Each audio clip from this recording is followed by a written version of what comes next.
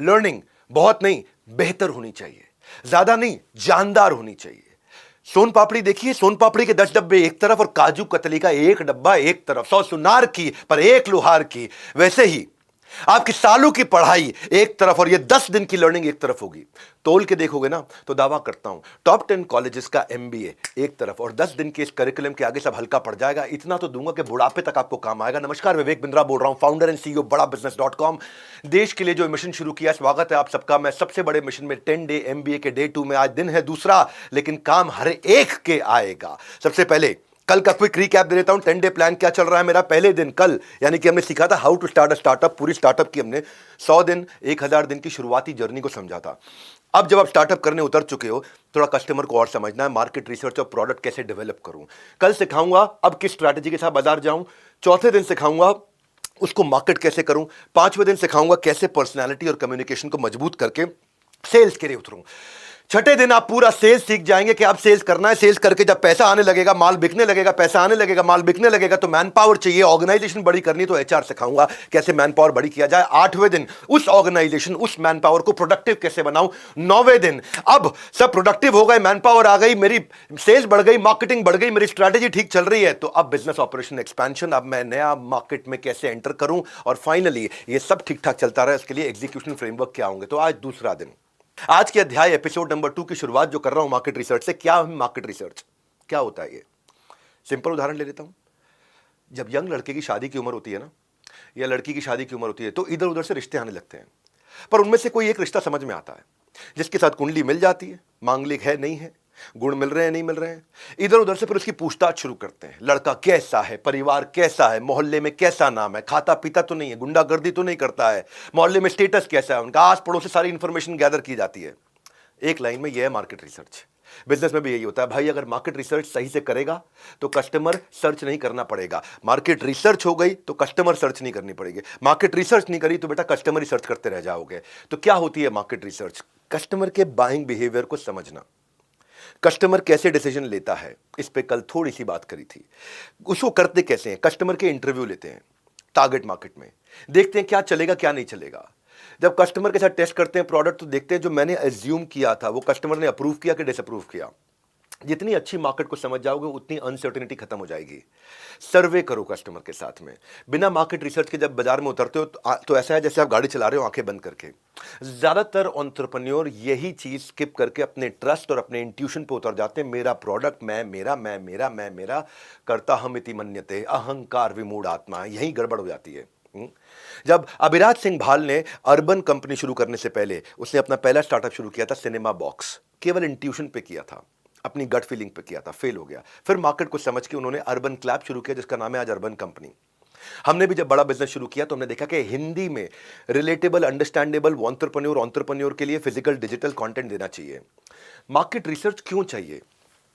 तो ताकि ये समझ में आए क्या आपके प्रोडक्ट की जरूरत भी है कि नहीं है, कितने लोग आपके प्रोडक्ट खरीदेंगे, वो उनकी क्या उम्र है, कहां रहते हैं, क्या इनकम लेवल है, और क्या आपकी मार्केट सैचुरेटेड है, और ऐसी ऑफरिंग क्या बाजार में और भी मिल रही हैं, क्या उन ऑफरिंग के लिए कस्टमर कितना पे कर रहा है, क्या आने वाले समय में मेरे धंधे में कोई थ्रेट तो नहीं है, क्या टेक्नोलॉजी बदल रही है मेरे धंधे के अंदर, क्या कोई नई मार्केट खुलने वाली है, और जो मैं धंधा करने जा रहा हूं इस धंधे को बिल्ड करने के लिए जो मुझे मैन पावर चाहिए, जो स्किल चाहिए, वो अवेलेबल है कि नहीं है। जब ये चीजें समझते हो तो समझने के बाद अब क्या होता है, अब आपको यह समझना जरूरी है, क्या जो आप लॉन्च करने जा रहे हो कस्टमर उसके लिए प्रीपे करने को तैयार है?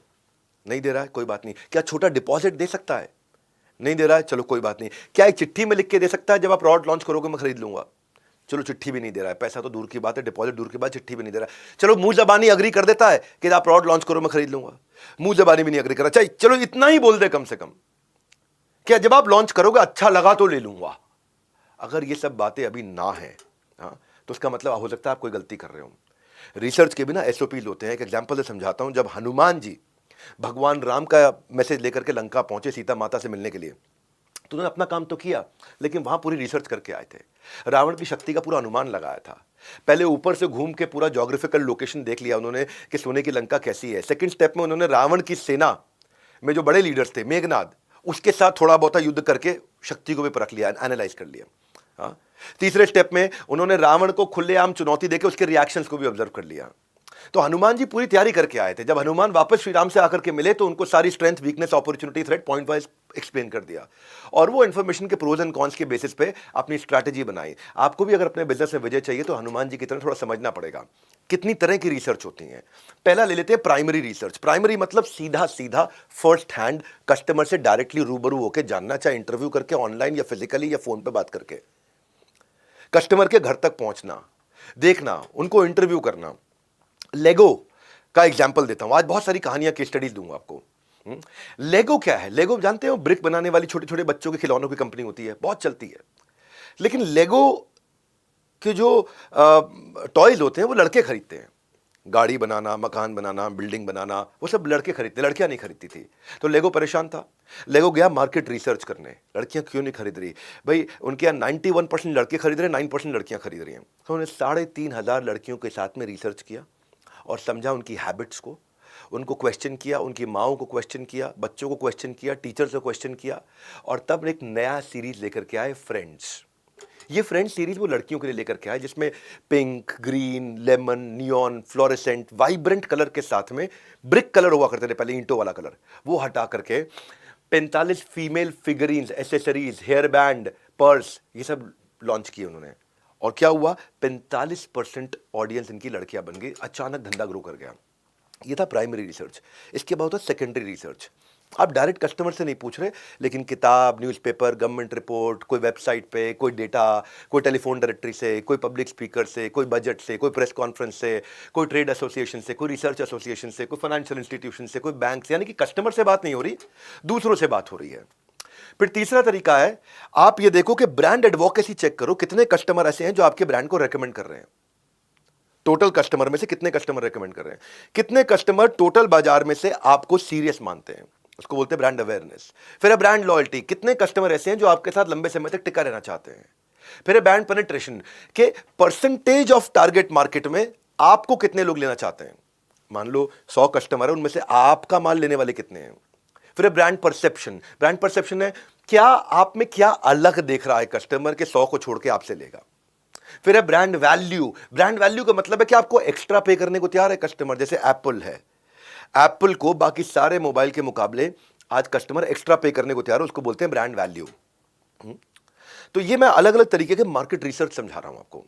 ये पूरे के पूरे आज के एमबीए के सेकंड डे में आपको बहुत कुछ समझ में आएगा। इसको इजी भाषा में भी समझाता हूं। एक होता है कैंपेन की इफेक्टिवनेस। देखो 2005-6 में वॉलमार्ट ने बहुत बड़ी गलती कर दी थी। क्या गलती किया? वॉलमार्ट ने एक बड़ा डाउनटर्न फेस किया था कि फुटफॉल खत्म हो गया, लोग आना बंद कर दिए। तो उसका रीजन क्या था? उस वॉलमार्ट ने कैंपेन इफेक्टिवनेस में जो रिसर्च किया, उसने देखा कि उसने लिखा एवरीडे लो प्राइस। एवरीडे लो प्राइस से गड़बड़ क्या हुई? लोग कहते हैं यार ये तो चीप है, बैड है, शेमफुल है। कैंपेन चेंज किया, सेव मनी लिव बेटर, वो थोड़ा रिस्पेक्टफुल हो गया। बड़ा फर्क आया। 2010 आते आते वॉलमार्ट वर्ल्ड की लार्जेस्ट पब्लिक कॉर्पोरेशन हो गई थी बाय रेवेन्यू, फोर्ब्स ग्लोबल ने बताया था ये। कस्टमर ने रिस्पॉन्ड इसलिए किया क्योंकि कस्टमर को अब विश्वास हो गया था ये मेरे गोल अचीव करने में मदद कर रहे हैं। और गोल क्या था? इकोनॉमिकल और रिस्पेक्टफुल फील कराना। अभी बस 4 पॉइंटर बताए हैं। खाली तो नहीं बैठे हो भाई लोग, नोट्स बना रहे हो कि नहीं बना रहे हो? क्योंकि सेशन एंड होते ही आपको टेस्ट देना है और 75% आएगा तो आप एमबीए सर्टिफाई होंगे। तो 5वां point, purchase path. Purchase path मतलब कि जो कस्टमर खरीद रहा है उसके पेन्स और गैप्स को खरीदते वक्त एक्सपीरियंस करो। परचेज पाथ को थोड़ी देर में दोबारा कवर करूंगा, जो उसके टच पॉइंट्स उसे कवर करूं। जब खरीद रहा है तो वो क्यों नहीं खरीद रहा है।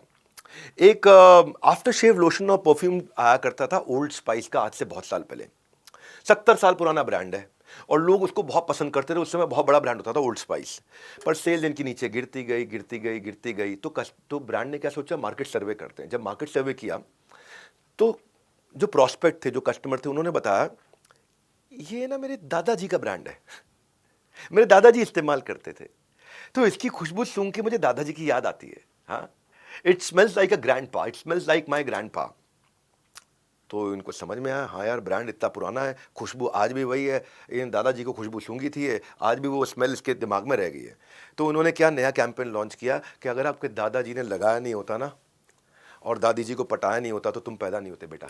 हाँ, तो थोड़ा मजाक करके कैंपेन चेंज किया और क्या बोला? इट स्मेल्स लाइक ग्रैंडपा से कर दिया smells like a man, a man. Sales 27% अगले क्वार्टर में बढ़ी।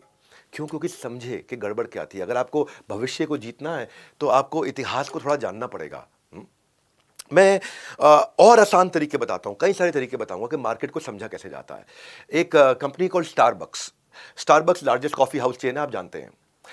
पिछले 12 सालों में स्टारबक्स ने एक मॉडल शुरू किया मिस्ट्री शॉपिंग, मार्केट को समझने का। मिस्ट्री शॉपिंग क्या होता है? मिस्ट्री शॉपिंग होता है, ये इन्होंने एक टीम बनाई और वो टीम इनके स्टोर पे जाती है, और वो टीम आउटसोर्स टीम है, बाहर की टीम है।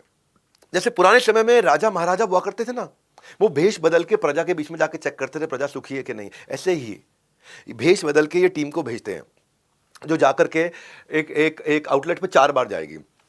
एक सुबह के टाइम पे और फीडबैक नोट करते रहेगी चुपचाप।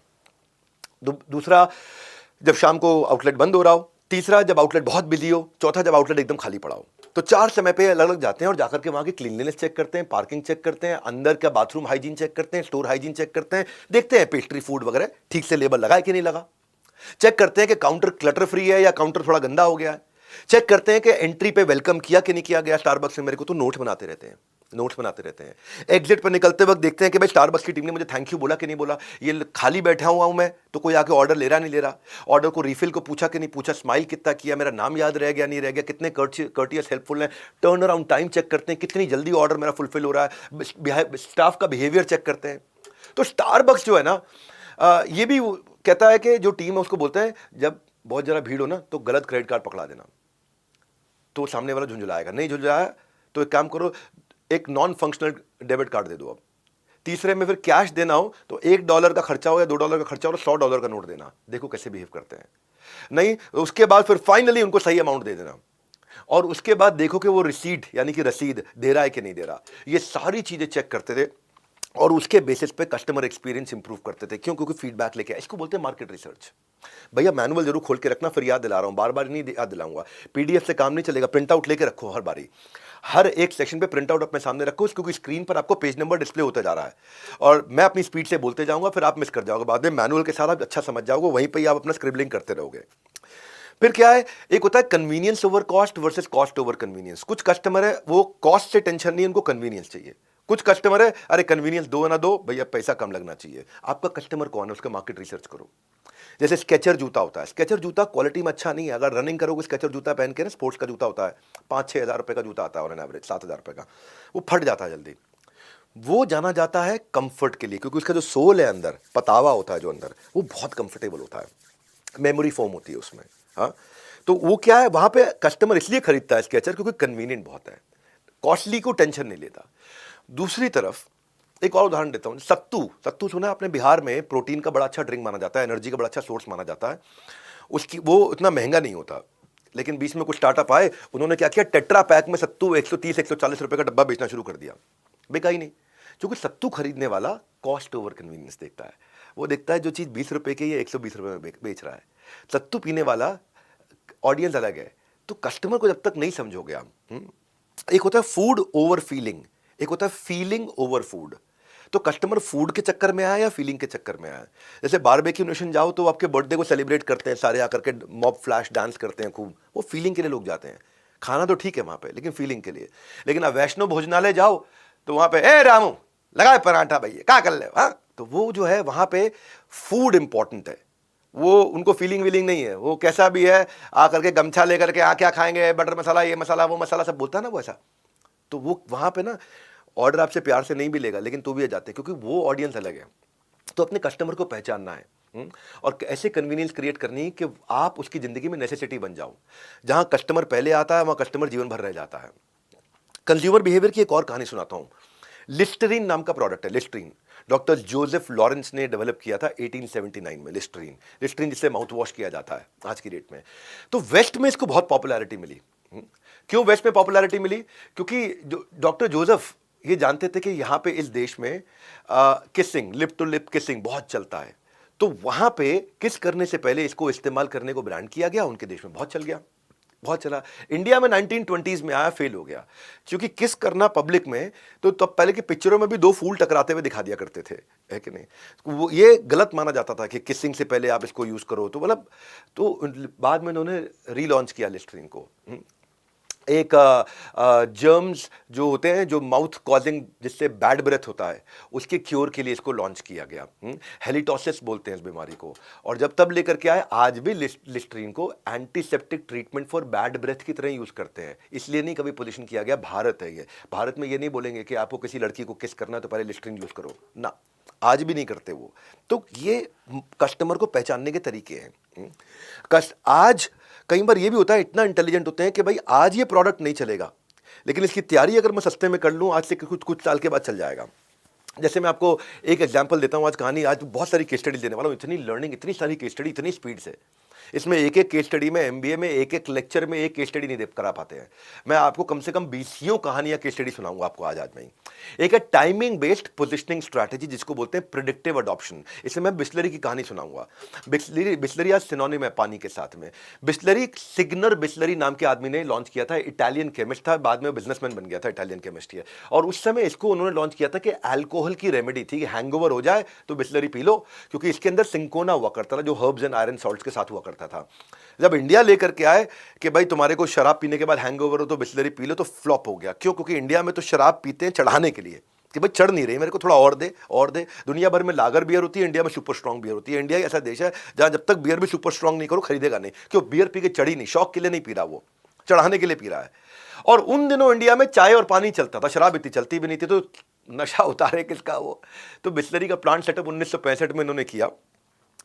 तब इन्होंने बाद में पानी का प्लांट किया 1965 में सेटअप, फिर से फेल हो गया, क्योंकि उस टाइम पे पानी अबंडेंस में अवेलेबल था, लोगों का इम्यून सिस्टम अच्छा था, और लगा क्या पानी कौन खरीदेगा। तो इन्होंने क्या किया, फिर फॉरेन टूरिस्ट को टारगेट करना शुरू किया, 5 स्टार होटल्स को टारगेट करना शुरू किया, रिच एफ्लुएंट फैमिलीज को टारगेट करना शुरू किया, एक्सपेंसिव रेस्टोरेंट को टारगेट करना शुरू किया। बहरहाल ले देकर के नहीं चल पाया, बिस्लरी फ्लॉप हो गया। तब जो मैं बता रहा हूं, कस्टमर का आने वाले बिहेवियर को प्रिडिक्ट करना। 4 लाख रुपए में रमेश चौहान जो पार्ले के मालिक थे, इन्होंने बहुत सस्ते में वो प्लांट खरीद लिया और बोला कि जब तक मैं पार्ले का डिस्ट्रीब्यूशन नेटवर्क बिल्ड करता रहूंगा, बिस्लरी को ठंडा ठंडा रहने दो, चलने दो। और आगे चल के जैसे ही टाइमिंग बेस्ड पोजिशनिंग स्ट्रैटेजी होगी, तो कस्टमर के बिहेवियर को पहचान गए थे। उन्होंने बिस्लरी की सारी रिसर्च कर ली थी, और लेटर जैसे ही राइट टाइम आया, वाइल्ड फायर की तरह बिस्लरी स्प्रेड हुआ। आज ठंडा मतलब कोका कोला, लाइफ इंश्योरेंस मतलब LIC, मिनरल वाटर मतलब बिस्लरी। पार्ले के साथ में ये रिनाउंड ब्रांड बन गया, और इतना रिनाउंड हो गया कि बाद में बेलसरी, ब्रेसली, ऐसे अलग अलग प्रकार के फेक प्रोडक्ट भी बिस्लरी के आने लगे। देखो, फेक भी उसी का आता है जिसका बहुत नाम हो जाता है। तो कस्टमर को पहचानने के अलग अलग तरीके बता रहा हूं। आपको पास कौन सा काम आएगा, ये पूरी नॉलेज होनी जरूरी है, ये कहानियां समझनी जरूरी है, ब्रांड्स कैसे ग्रो करें वो कहानियां समझनी जरूरी है, जिनमें से कोई चीज़ आप पिकअप करोगे। देखो, एक ब्रांड है fair and lovely. Fair and lovely पहले विटामिन फॉर्मूला क्रीम की तरह 1970s में इंडिया में आया, और अवेयरनेस किसी को थी नहीं विटामिन क्रीम की। विटामिन C चेहरे पे लगाया जाता है, विटामिन C कंज्यूम भी किया जाता है बॉडी के अंदर, और चेहरे पे भी बहुत लगाया जाता है, लेकिन लोगों को पता ही नहीं थी ये। और 1970s में किसको पता था विटामिन फॉर्मूला, तो ये नहीं चल पाया। और इंडियन उन दिनों इन्होंने ऑब्जर्व किया, मार्केट रिसर्च किया, और समझ में आया कि इंडिया में गोरा दिखना कितना इंपॉर्टेंट है, कि काली लड़की अगर हो तो उसकी शादी नहीं होती, नौकरी नहीं लगती, कॉन्फिडेंस नहीं रहता। बल्कि इतना ऑब्सेशन था कि हमारे यहां तो बच्चे भी गुड़िया गोरी खरीदते हैं, काली नहीं खरीदते। इनफैक्ट जब बच्चे कैरम भी खेलते हैं तो कैरम में काली गोटी के 10 नंबर और सफेद गोटी के 20 नंबर होते थे। इन्होंने बॉलीवुड को स्टडी किया, बॉलीवुड में देखा ऑब्सेशन विद फेयर स्किन इतना ज्यादा था कि गाने भी ऐसे ही बनते थे, ये चांद सा रोशन चेहरा, जुल्फों का रंग, जैसे गोरी तेरा गाँव बड़ा प्यारा, मैं तो गोरी तेरा गाँव बड़ा प्यारा, हाँ गोरे रंग पे ना इतना गुमान कर, गोरी है कलाइयाँ। गाने भी वैसे ही बनते थे, हम काले हैं तो क्या हुआ दिल वाले। मतलब इतना आदमी मरे जा रहा है कि उसको एक्सप्लेन करना पड़ रहा है, जस्टिफाई करना पड़ रहा है। हाँ, ओ गोरी गोरी ओ बाकी छोरी कभी मेरी गल, तो कितने सारे गाने। वो उन्होंने जब वो देखा ये कि गोरिया रे मेरा दिल चुरा, मैं गोरी पे याद करूं तो कितने गाने मैंने बचपन में सुने हैं। हाँ, गोरिया चुराना मेरा चुरा के दिल मेरा, गोरिया चली। तो फेयर एंड लवली को समझ में आया कि फेयरनेस डार्क कंप्लेक्शन के ऊपर कितना ज्यादा इंपॉर्टेंट है, तो विटामिन फॉर्मूला क्रीम का नाम बदल के फेयर एंड लवली क्रीम रख दिया। इतना मैसिव हिट हुआ, इतना मैसिव हिट हुआ कि यूनिलीवर ने बाद में मेलानिन सप्रेसर, जो एक मेलानिन जिससे गोरापन रहता है, उस केमिकल को फेयर एंड लवली के साथ में पेटेंट इन्होंने करा लिया। और 80% मार्केट शेयर फेयरनेस क्रीम का कैप्चर कर लिया। बाद में multi vitamin, anti marks, winter care, natural glow, Ayurveda, sun protection, fair, कितने सब में घुस गए। लेकिन एक समय आया कि किसी एक लड़की ने बैंगलोर में इनके ऊपर केस कर दिया, और इनके ऊपर ऑनलाइन बैकलैश बहुत आया, रेसिज्म का बैकलैश आया, कि गोरे काले में भेद करने का बैकलैश आया। यूनिलीवर ने बाद में फेयर वर्ड ड्रॉप किया फेयर एंड लवली से, ब्लैक इज ब्यूटीफुल कैंपेन लेकर के आया। तो जैसे जैसे मार्केट बदली वैसे वैसे बदले, तो फेयर एंड लवली का नाम बदल के कर दिया उन्होंने ग्लो एंड लवली। तो कैसे कैसे मार्केट को समझा, और तब भी बहुत आगे रहे, आज भी बहुत आगे हैं। एक बात आपको बता देता हूं, बीच बीच में याद जरूर दिलाऊंगा कि महंगी चीज़ों पर जितना डिस्काउंट लगा दो महंगी लगती हैं। 50% डिस्काउंट के बाद भी ज़ारा की जैकेट महंगी लगती है, लोगों की जेब ठंडी कर देती है। नाइकी के एक जूते में महीने की सैलरी खराब हो जाती है।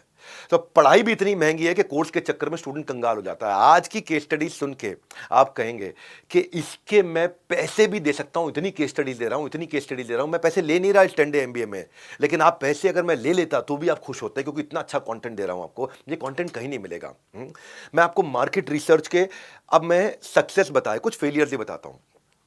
फेलियर कैसे होते हैं? देखो, अगर डिमांड अगरबत्ती की है और आप सप्लाई चाय पत्ती करोगे तो गड़बड़ हो जाएगी। अगर डिमांड बटर की है, आप सप्लाई मटर करोगे तो भी गलत हो जाएगा। अगर डिमांड पेंसिल की है, आप सप्लाई यूटेंसिल करोगे तो गलत हो जाएगा। कस्टमर डिमांड का रिप्लाई और आपका सप्लाई मैच होना चाहिए। कस्टमर की डिमांड का क्या रिप्लाई है और आपका क्या सप्लाई है। हाँ, अनुमान मत लगाओ, रिसर्च करो, अच्छे बच्चों की तरह बने रहना। अब बताऊंगा मार्केट रिसर्च के वो फेलियर जिससे कस्टमर के मूड को जो ठीक से नहीं समझ पाया बर्बाद हो गए। पहला एग्जांपल देता हूं मैकडॉनल्ड्स का। मैकडॉनल्ड्स ने अपनी आइडेंटिटी शिफ्ट कर दी गलती से। मैकडॉनल्ड्स को थोड़ा सा फीडबैक क्या मिला कि आपके खाने में बहुत कैलोरी है, बहुत कैलोरी, हाई फैट मील है, हाई फैट मील है, बर्गर फ्रेंच फ्राइज। इसने कहा मैं हेल्दी सैलेड लेके आता हूं। मैकडॉनल्ड्स ने उसको लगा आइडिया बड़ा अच्छा होने वाला है और इसको मैं कैपिटलाइज करता हूं, राइजिंग ट्रेंड है इस समय हेल्दी लिविंग का, सैलेड लेकर के आया मैकडॉनल्ड्स। और कस्टमर ने को सैलेड पसंद नहीं आए, क्योंकि कस्टमर मैकडॉनल्ड्स को फ्रेंच फ्राइज और बर्गर के लिए जानता था। इन्होंने क्या किया, इन्होंने कहा सैलेड पसंद नहीं आ रहे, चलो सैलेड को और टेस्टी बनाते हैं। उन्होंने उसमें कई फ्लेवर ऐड कर दिए, सॉसेज ऐड कर दी, ड्रेसिंग्स ऐड कर दी, फ्राइड चिकन और मीट ऐड कर दिया। फर्क क्या पड़ा, ड्रेसिंग सारी और सॉसेज ऐड करने के बाद सैलेड जो है ना उनका, उसकी कैलोरी बर्गर और फ्रेंच फ्राइज से भी ज्यादा हो गई। सैलेड की कैलोरी ज्यादा हो गई। अनफॉर्चुनेटली सैलेड इनके लिए बहुत बड़ा वर्स डिसीजन रहा। इनके जो है बाद में रिसर्च ने बताया इनका फोकस गलत हो गया था, आइडेंटिटी को शिफ्ट कर लिया और क्या बोला, जो क्रिस थे इनके प्रेसिडेंट और CEO मैकडॉनल्ड्स कॉर्पोरेशन के, वो बोले कि हेल्दी सैलेड हमारी सबसे बड़ी गलती थी, हमारा मार्केट रिसर्च का फेलियर था, वर्स्ट बिजनेस स्ट्रैटेजी थी। हेल्दी सैलेड को उन्होंने डिसकंटिन्यू किया और बर्गर फ्राइज आज तक चल रहे हैं इनके, क्योंकि वो उनकी आइडेंटिटी है। इसको बोलते हैं ब्रांड एक्सटेंशन। आप ब्रांड को एक्सटेंड करके कोई नई चीज लेके आओगे, गड़बड़ कर जाओगे। आइडेंटिटी शिफ्ट नहीं करते। कोलगेट ने भी ये गलती करी थी। कोलगेट फ्रोजन फूड में आ गया। जब कोलगेट फ्रोजन फूड में आया, लोगों को लगा, कोलगेट ने सोचा रात को ब्रश करने से पहले ये पहले कोलगेट खा ले, फिर कोलगेट से ब्रश कर ले। लोगों ने कहा यार ये क्या बकवास है? कोलगेट कोई खाने की चीज थोड़ी है। कोलगेट को तो कितनी भी टेस्टी क्यों ना थूकना ही होता है। तो लोग विश्वास ही नहीं कर पाए, ब्रांड के साथ एसोसिएट नहीं कर पाए, और ये ब्रांड एसोसिएशन एक्सटेंड नहीं हो पाया, जिसके कारण सारा फ्रोजन फूड बर्बाद हो गया। आज MBA के प्रोफेसर इसको क्लासिक लेसन बताते हैं मार्केट रिसर्च और ब्रांड एक्सटेंशन में, कि कस्टमर रैडिकली आपके ब्रांड को शिफ्ट नहीं होने देंगे, क्योंकि जो आपकी आइडेंटिटी है उससे अचानक शिफ्ट करोगे। फॉर एग्जाम्पल, मैं बड़ा बिजनेस हूं और बड़ा बिजनेस कंपनी में जीन्स बेचना शुरू कर दूं, दिक्कत हो जाएगी। मैं बड़ा बिजनेस के खाने के पैकेट बेचूं कि ये जी हम बेच रहे हैं बड़ा बिजनेस सैलेड, ये क्या बकवास है? आपका आइडेंटिटी बड़ा बिजनेस है। मार्केट रिसर्च फेलियर में आइडेंटिटी के अंदर एक और उदाहरण देता हूं आपको, पतंजलि का। पतंजलि परिधान स्टोर आए, सब कुछ बेच रहे थे, सैफरन लंगोट से लेके संस्कारी स्कर्ट तक। और जो जीन्स है वो वेस्टर्न कॉन्सेप्ट है, ये पतंजलि की जीन्स लेकर के आए। और जो वेस्टर्न कॉन्सेप्ट है, स्वदेशी जीन्स, सैफरन लंगोट, संस्कारी स्कर्ट। सो पतंजलि जो है ना, उसने इंडियनाइज्ड वर्जन लाने की कोशिश करी। अब पतंजलि का कस्टमर कौन है पहले समझो। देखो, जो लोग लिवाइस पहनते थे वो पतंजलि की जीन्स कभी नहीं पहनेंगे, उनको लिवाइस ही पहननी है। और जो पतंजलि का कस्टमर था वो धोती कुर्ते पजामे वाला था, वो जीन्स वैसे भी नहीं पहनता था। तो ये लिवाइस का कस्टमर ला नहीं पाए, अपने धोती और कुर्ते पजामे वाले कस्टमर को जीन्स पहना नहीं पाए, ये बीच में अटक गए, फंस गए। तो ये इनकी आइडेंटिटी ही नहीं थी। FMCG में, खाने पीने की चीजों में ये किसी को भी टफ कंपटीशन दे सकते थे, नेस्ले को भी, कोलगेट को भी, क्योंकि फूड कैटेगरी, शॉपर्स बोले कि भाई फूड कैटेगरी में हमारे को विश्वास है बाबा जी पे, क्योंकि बाबा जी के पास में नॉलेज है योगा का, हर्बल मेडिसिन का, तो हम पतंजलि के खाने के आइटम ले सकते हैं, दवाइयां ले सकते हैं, पतंजलि की जीन्स नहीं पहनेंगे। तो पतंजलि ने यही गड़बड़ कर दी कि भाई अनऑर्गेनाइज्ड मार्केट में सस्ती जीन्स लोगों तो और भी मिल रही थी। तो पतंजलि जहां पे गया वहां पे इनका कस्टमर इनके पास आया नहीं, क्योंकि उसको जीन्स की आदत नहीं, और जो जीन्स पहनने वाला है वो ये बोलता था कि भाई मुझे ऑर्गेनिक जीन्स नहीं चाहिए, मैं डिस्काउंट का वेट कर लूंगा लिवाइस के। दिल्ली यूनिवर्सिटी के स्टूडेंट्स ने बोला लिवाइस पे डिस्काउंट का मैं 1 साल वेट कर लूंगा, लेकिन पतंजलि की जीन्स नहीं पहनूंगा, तो बीच में आगे फंस गए। तो अपनी आइडेंटिटी के को मार्केट रिसर्च करना चाहिए। हार्ले डेविडसन भी एक बार हार्ले डेविडसन की बिस्किट ले आया, कुकीज ले आया, फेल हो गया। वर्जिन एयरलाइंस, आप जानते हैं वर्जिन एयरलाइंस के ऊपर मैंने केस स्टडी भी बनाई हुई है।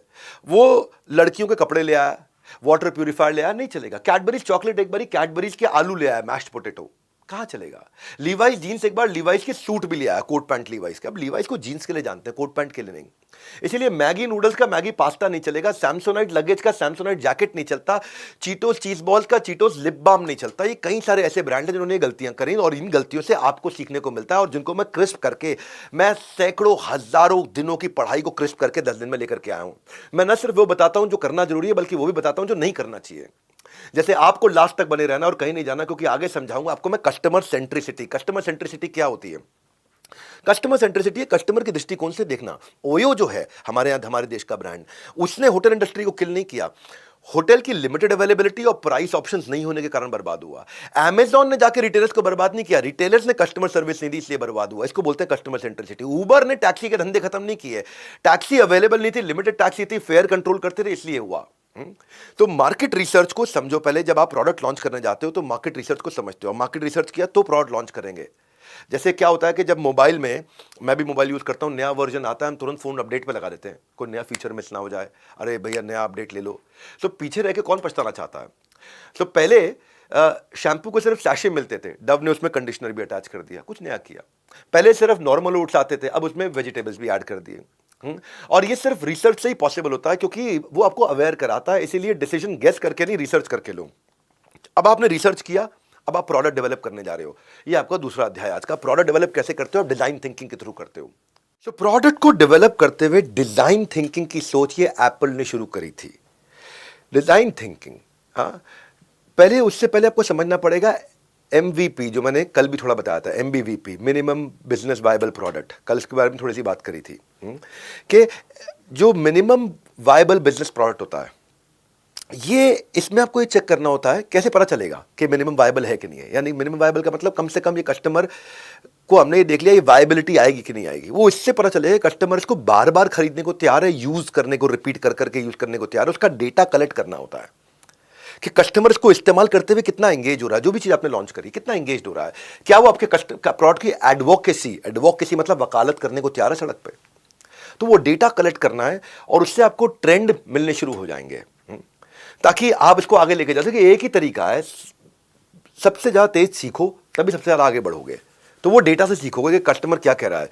गलतियां जो करी है, गलतियों से नातेदारी नहीं, उसको सुधार करके समझदारी है सही। आप कहो कोई आसान तरीका बताओ, मैं आपको 8 चीजें बताता हूं फटाफट से कि कस्टमर्स का डेटा मिनिमम वायबल प्रोडक्ट कैसे लोगे। पहला, एग्जिस्टिंग डेटा जो है उसको एक बार पढ़ लो। दूसरा, जो लोग बेच रहे हैं, आपके एम्प्लॉयज, इंटरनल स्टेक होल्डर, उनको इंटरव्यू करो कि बेचते वक्त उन्हें क्या एक्सपीरियंस आ रहा है। तीसरा, जब कस्टमर खरीद रहा हो और खरीद के यूज करते वक्त उसे कोई पेन या गैप आ रहा है। चौथा, कस्टमर के जितने टच पॉइंट्स हैं खरीदते वक्त, जितने भी टच पॉइंट क्या होते हैं खरीदते वक्त, आपके बारे में, ब्रांड के बारे में देखता है, सर्विस के बारे में देखता है, आपकी एड्स देखता है, सब कुछ देखता है। पांचवा, कस्टमर के हो सके तो घर जाकर के मिलो जब वो यूज कर रहा है उन दिनों। छठा, आप इंटरव्यू कर लो 10 12 15 कस्टमर्स के इकट्ठे। सातवां, कंपटीशन को एनालाइज कर लो। आठवां, फीडबैक फॉर्म्स लो। फीडबैक फॉर्म्स कैसे लोगे? फीडबैक लोगे आप यूजर की रेटिंग से ले सकते हो, यूजर के एंगेजमेंट से, ऐप कितनी डाउनलोड हो रही है, रिटेंशन, रीपरचेज कैसा है, जितने यूजर हैं उनमें से कितने यूजर एक्टिव हैं। जैसे मान लो आपके पास में 10,000 कस्टमर है, 10,000 में से एक्टिव कस्टमर कितने हैं जो बार बार आते हैं, उसमें से पेइंग कस्टमर कितने हैं, और एवरेज रेवेन्यू कस्टमर कितना आ रहा है। ये सब जब आप डेटा चेक करते हो ना, मैं भी इसको अपनी ऑर्गेनाइजेशन में भी किया। मैंने एक BB कोच लॉन्च किया था, बड़ा बिजनेस कोच, जिसमें आज डॉक्टर विवेक बिंद्रा लॉन्च किया था। तो कस्टमर के लिए मैंने और वैल्यू क्रिएट किया, क्योंकि कस्टमर ने मुझे फीडबैक दिए कि हम बिजनेस प्रॉब्लम की एक्यूरेट सोल्यूशन दे फिंगर टिप्स पे। तो मैंने क्या चीजें ऐड करी, जैसे मैंने अपने आज डॉक्टर विवेक बिंद्रा को और कॉन्वर्सेशनल बना दिया। अगर आप ठीक से सवाल नहीं पूछ पा रहे तो मैं आपसे सवाल पूछ लूंगा। मैंने उसको मल्टी लैंग्वेज कर दिया, और अब धीरे धीरे क्या कर रहा हूं, मैं उसको स्पीच टू टेक्स्ट कर रहा हूं कि आप लिख नहीं पा रहे तो आप ऑडियो में बोल दो, अपने आप टेक्स्ट में कन्वर्ट हो जाएगा। तो ये मेरा एक वायबल प्रोडक्ट बना, मिनिमम वायबल प्रोडक्ट बना। आज वो मैंडेटरी प्रोडक्ट बन गया है। कहानी को और आगे बढ़ाते हैं डिजाइन थिंकिंग की तरफ। डिजाइन थिंकिंग मैंने बताया था एप्पल ने शुरू किया था। जैसे स्वेटर में हुडी जोड़ दिया ताकि एक्स्ट्रा कैप ना खरीदनी पड़े। जैसे फूड आउटलेट्स ने माइक्रोवेव कंटेनर के अंदर खाना डिलीवर करना शुरू कर दिया ताकि खाना गर्म का गर्म मिल जाए, हाँ, आपको एक्स्ट्रा तकलीफ ना लेनी पड़े। हाँ, जैसे डिजाइन में कस्टमर की कन्वीनियंस का जब गुण होगा तो डिमांड 2 गुना होगा, आपका डिमांड बढ़ जाएगा। हाँ, तो डिजाइन थिंकिंग मतलब एम्पैथी के साथ सोचना। एम्पैथी के साथ समझना डिजाइन थिंकिंग को। जो स्टीव जॉब्स कहते थे डिजाइन ये नहीं है कि क्या दिख रहा है, डिजाइन का मतलब है काम कैसे करता है प्रोडक्ट, काम कैसे करता है प्रोडक्ट है क्या।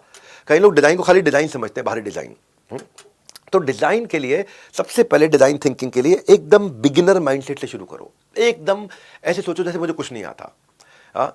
तो उसमें अपने आप से सवाल करो, अजम्पशंस के साथ मत चलो, खूब सवाल करो। सवाल करने का तरीका क्या है, इसको बोलते हैं why why analysis. Why why why why, जितना वाई वाई एनालिसिस, ये क्यों हुआ, ये क्यों हुआ, ये क्यों हुआ, इसका वाई, वेयर, हु, व्हेन, ये सब जब चीज़ें अपने आप से सवाल करना शुरू करोगे तो समझोगे कस्टमर का बर्निंग प्रॉब्लम क्या है और उसको कैसे सॉल्व करूँ कि कस्टमर मेरे बिना ना सॉल्व कर पाए कभी भी। तो ये आप प्रॉब्लम जब तक पूरी तरह एस्टैब्लिश नहीं होगी बात बनेगी नहीं। फोकस यूजर रहना चाहिए आपका, यूजर को सेंटर में रखना है, कस्टमर को सेंटर में रखना है। तो फिर से बताता हूं आपको इस चैप्टर का लेसन क्या है, वाई वाई। जितना जरा पूछोगे ये क्यों क्यों क्यों क्यों क्यों क्यों, तो एक्चुअली कारण के पीछे का कारण, रीजन के पीछे का रीजन। एग्जाम्पल से समझाता हूं आपको, बिना एग्जाम्पल के बाद समझाने में मजा नहीं आएगा।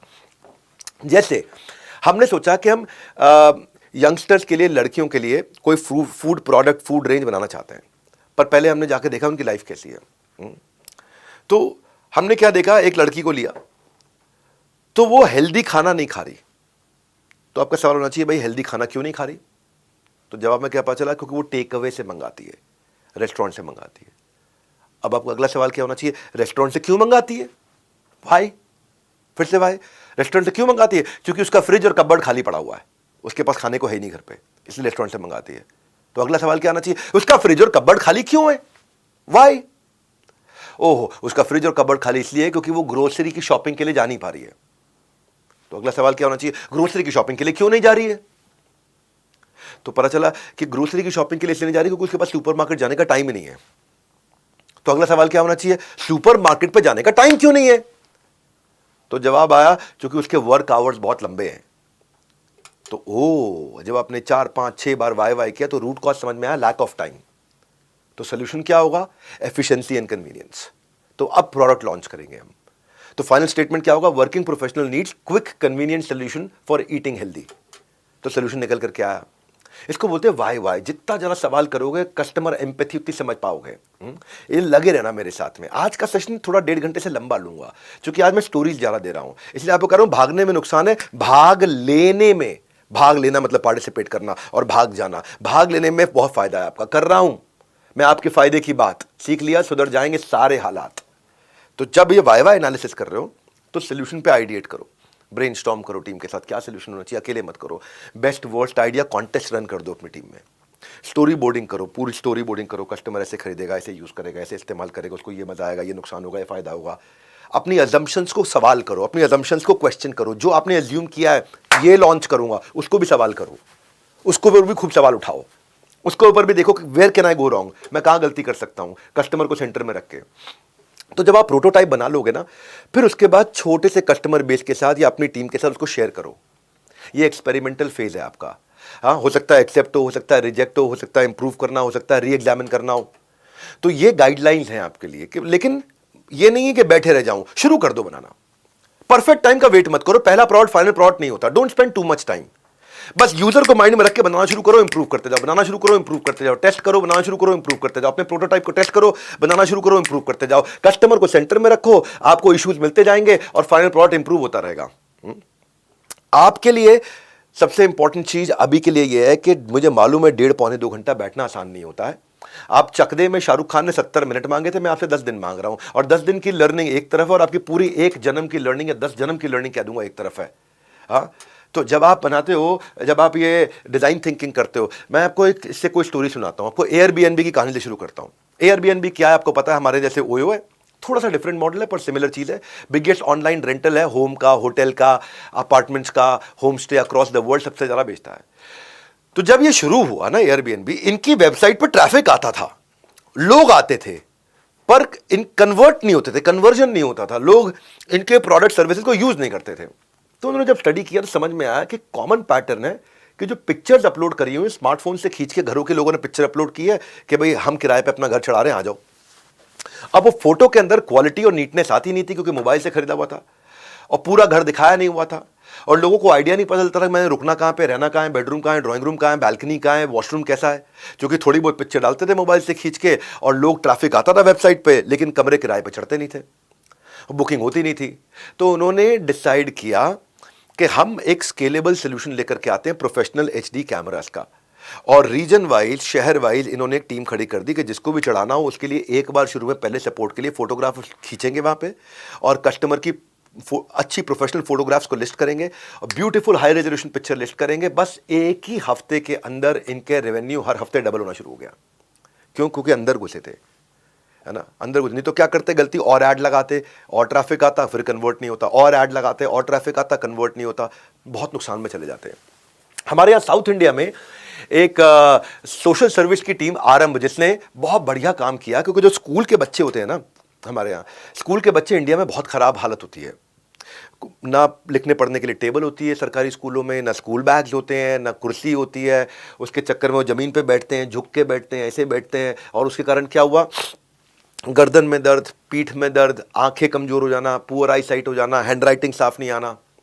तो उन्होंने कहा पैसे नहीं है हमारे पास में, लेकिन हमें क्या प्रोडक्ट लेकर के आए जो इकोनॉमिकली वायबल हो और बड़े स्केल पे प्रोड्यूस कर सकें। तो आरंभ ने क्या किया, इस प्रॉब्लम को ध्यान से समझा और बच्चों को देखा कैसे बैठेंगे, उनके लिए कैसे काम चलेगा। तो गत्ते इन्होंने कार्टन्स, कॉर्पोरेट से, रिटेलर से, कॉर्पोरेट हाउसेज से, रिटेल आउटलेट से यूज्ड कार्टन्स देने शुरू करे, गत्ते के कार्टन होते हैं ना, और उनको फोल्ड करके एक पोर्टेबल राइटिंग डेस्क बना दिया। तो फिर इन्होंने सोचा इससे अभी स्कूल बैग की प्रॉब्लम सॉल्व नहीं हो रही, तो डेस्क तो बन रहा है। तो उन्होंने क्या किया, उसी को ऐसा चेंज किया कि उसी से ही इन्होंने उसको फोल्ड करो तो स्कूल का बैग बन जाए, उसमें किताबें डाल दो, और जैसे स्कूल में बैठे तो उसी को फोल्ड करें दोबारा तो वो टेबल बन जाएगी, उसमें बैठ करके लिख सके। तो बच्चों की हैंड राइटिंग भी अच्छी हुई, कमर भी सीधी रहने लगी और उनकी आई साइड भी ठीक रहने लगी। और इन्होंने क्या किया, ये सारा का सारा इन्होंने 14 रुपए के अंदर बिल्ड कर दिया। आप यहाँ सामने प्रोटोटाइप देख सकते हैं, इसको स्केल किया बाद में, और यही इनका डेस्क भी बन जाता था, वही बच्चों का बैग भी बन जाता था, बच्चे इसको टांग करके भी जाते थे, और टांगने के लिए भी गत्ते का रस्सी सा बना दिया उन्होंने, ईजी हो गया उनकी लाइफ। डिज़ाइन थिंकिंग के थ्रू जाते हैं, जब कंज्यूमर एम्पैथी के थ्रू जाते हैं। मैं आपको एक उदाहरण देता हूँ लाइफ सेविंग डॉट का। भारत के अंदर लाखों महिलाएं ऐसी हैं जिनको आयोडीन डेफिशिएंसी हो जाती है, जिसके कारण फाइब्रोसिस्टिक ब्रेस्ट कैंसर या ब्रेस्ट डिजीजेज हो जाती हैं औरतों को।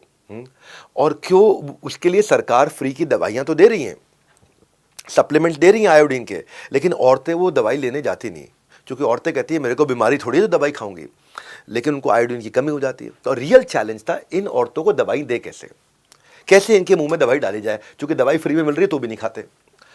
तो इन्होंने औरतों की जिंदगी को स्टडी किया तो देखा कि भारत के अंदर ट्रेडिशनली महिलाएं जो हैं सब बिंदी जरूर लगाती हैं, और जो बिंदी लगाती हैं, बिंदी हमारे यहाँ ट्रेडिशनल सिंबल है ब्यूटी का हमारे भारत देश में। तो इन्होंने क्या किया कि उस बिंदी को इन्होंने उठाया और देखा कि अगर 150 से 200 माइक्रोग्राम आयोडीन चाहिए होती है, उसको बिंदी के अंदर ऐसे सेट कर दिया कि अगर वो बिंदी लगाएगी तो बिंदी से डिस्पेंस होकर के वो आयोडीन बॉडी के अंदर जाएगा। तो उन्होंने कहा दवाई दे दो तो वो नहीं खरीदेगी, बिंदी बांटनी शुरू कर दो तो बिंदी जरूर ले जाएंगे। तो औरतों को जब फ्री बिंदी दी, उन्होंने फ्री बिंदियां लगाई तो उससे आयोडीन उनके अंदर जाने लगा, क्योंकि बिंदी के पीछे लेयर पे आयोडीन चिपका दिया था, और इससे क्या हुआ, ड्रास्टिकली फॉल डाउन हुआ, सारी वो डेफिशिएंसीज, फाइब्रोसिस्टिक ब्रेस्ट कैंसर वगैरह कम हो गए। क्यों? क्योंकि उसको आयोडीन मिलने लग गया। इसलिए इसका नाम रखा लाइफ सेविंग डॉट, एक ऐसी डॉट जो आपकी जिंदगी बचा रही है।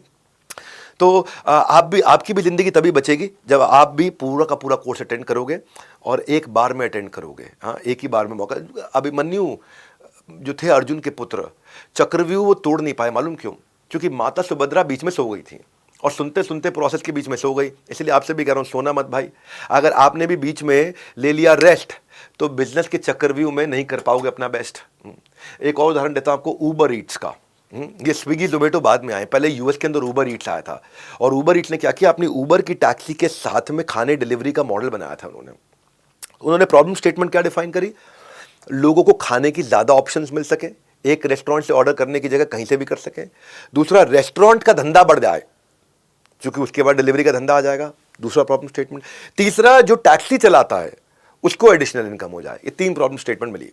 लोगों को खाने की ज़्यादा ऑप्शंस मिल जाए, रेस्टोरेंट जो खाना बेच रहा है उसको डिलीवरी के लिए से और ज़्यादा रेवेन्यू करने का अपॉर्चुनिटी मिल जाए, और जो टैक्सी ड्राइवर है उसको एक और सोर्स ऑफ इनकम मिल जाए। तो उन्होंने इंटरव्यू किए टैक्सी ड्राइवर्स के इंटरव्यू किए, रेस्टोरेंट ओनर्स के इंटरव्यू किए और कस्टमर्स के इंटरव्यू किए। इंटरव्यू करने के बाद real user delivery partner restaurant के साथ जब इन्होंने डिस्कस किया तो इमर्शन टेक्निक लगा के डिज़ाइन थिंकिंग की।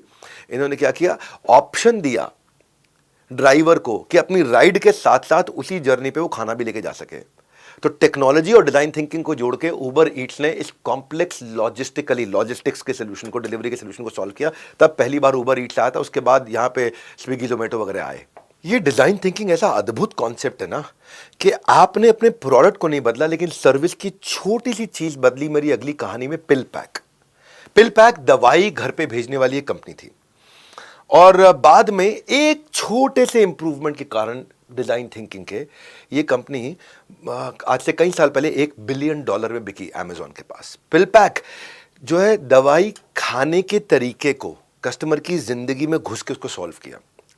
मैं समझाता हूं आपको। हर 7 में से एक आदमी भारत में ऐसा है जो दिन में कम से कम 3 बार दवाई खाता है और उसमें से 40% पेशेंट्स ऐसे हैं जो WHO बताता है जो प्रेस्क्राइब्ड मेडिसिन एग्जैक्टली खाते ही नहीं है, भूल जाते हैं, कुछ छूट जाता है, कुछ मिस हो जाता है। और खासतौर से एक उम्र के बाद जब इंसान बूढ़ा हो जाता है तो उसको सारी दवाइयां याद रखना मुश्किल रहता है।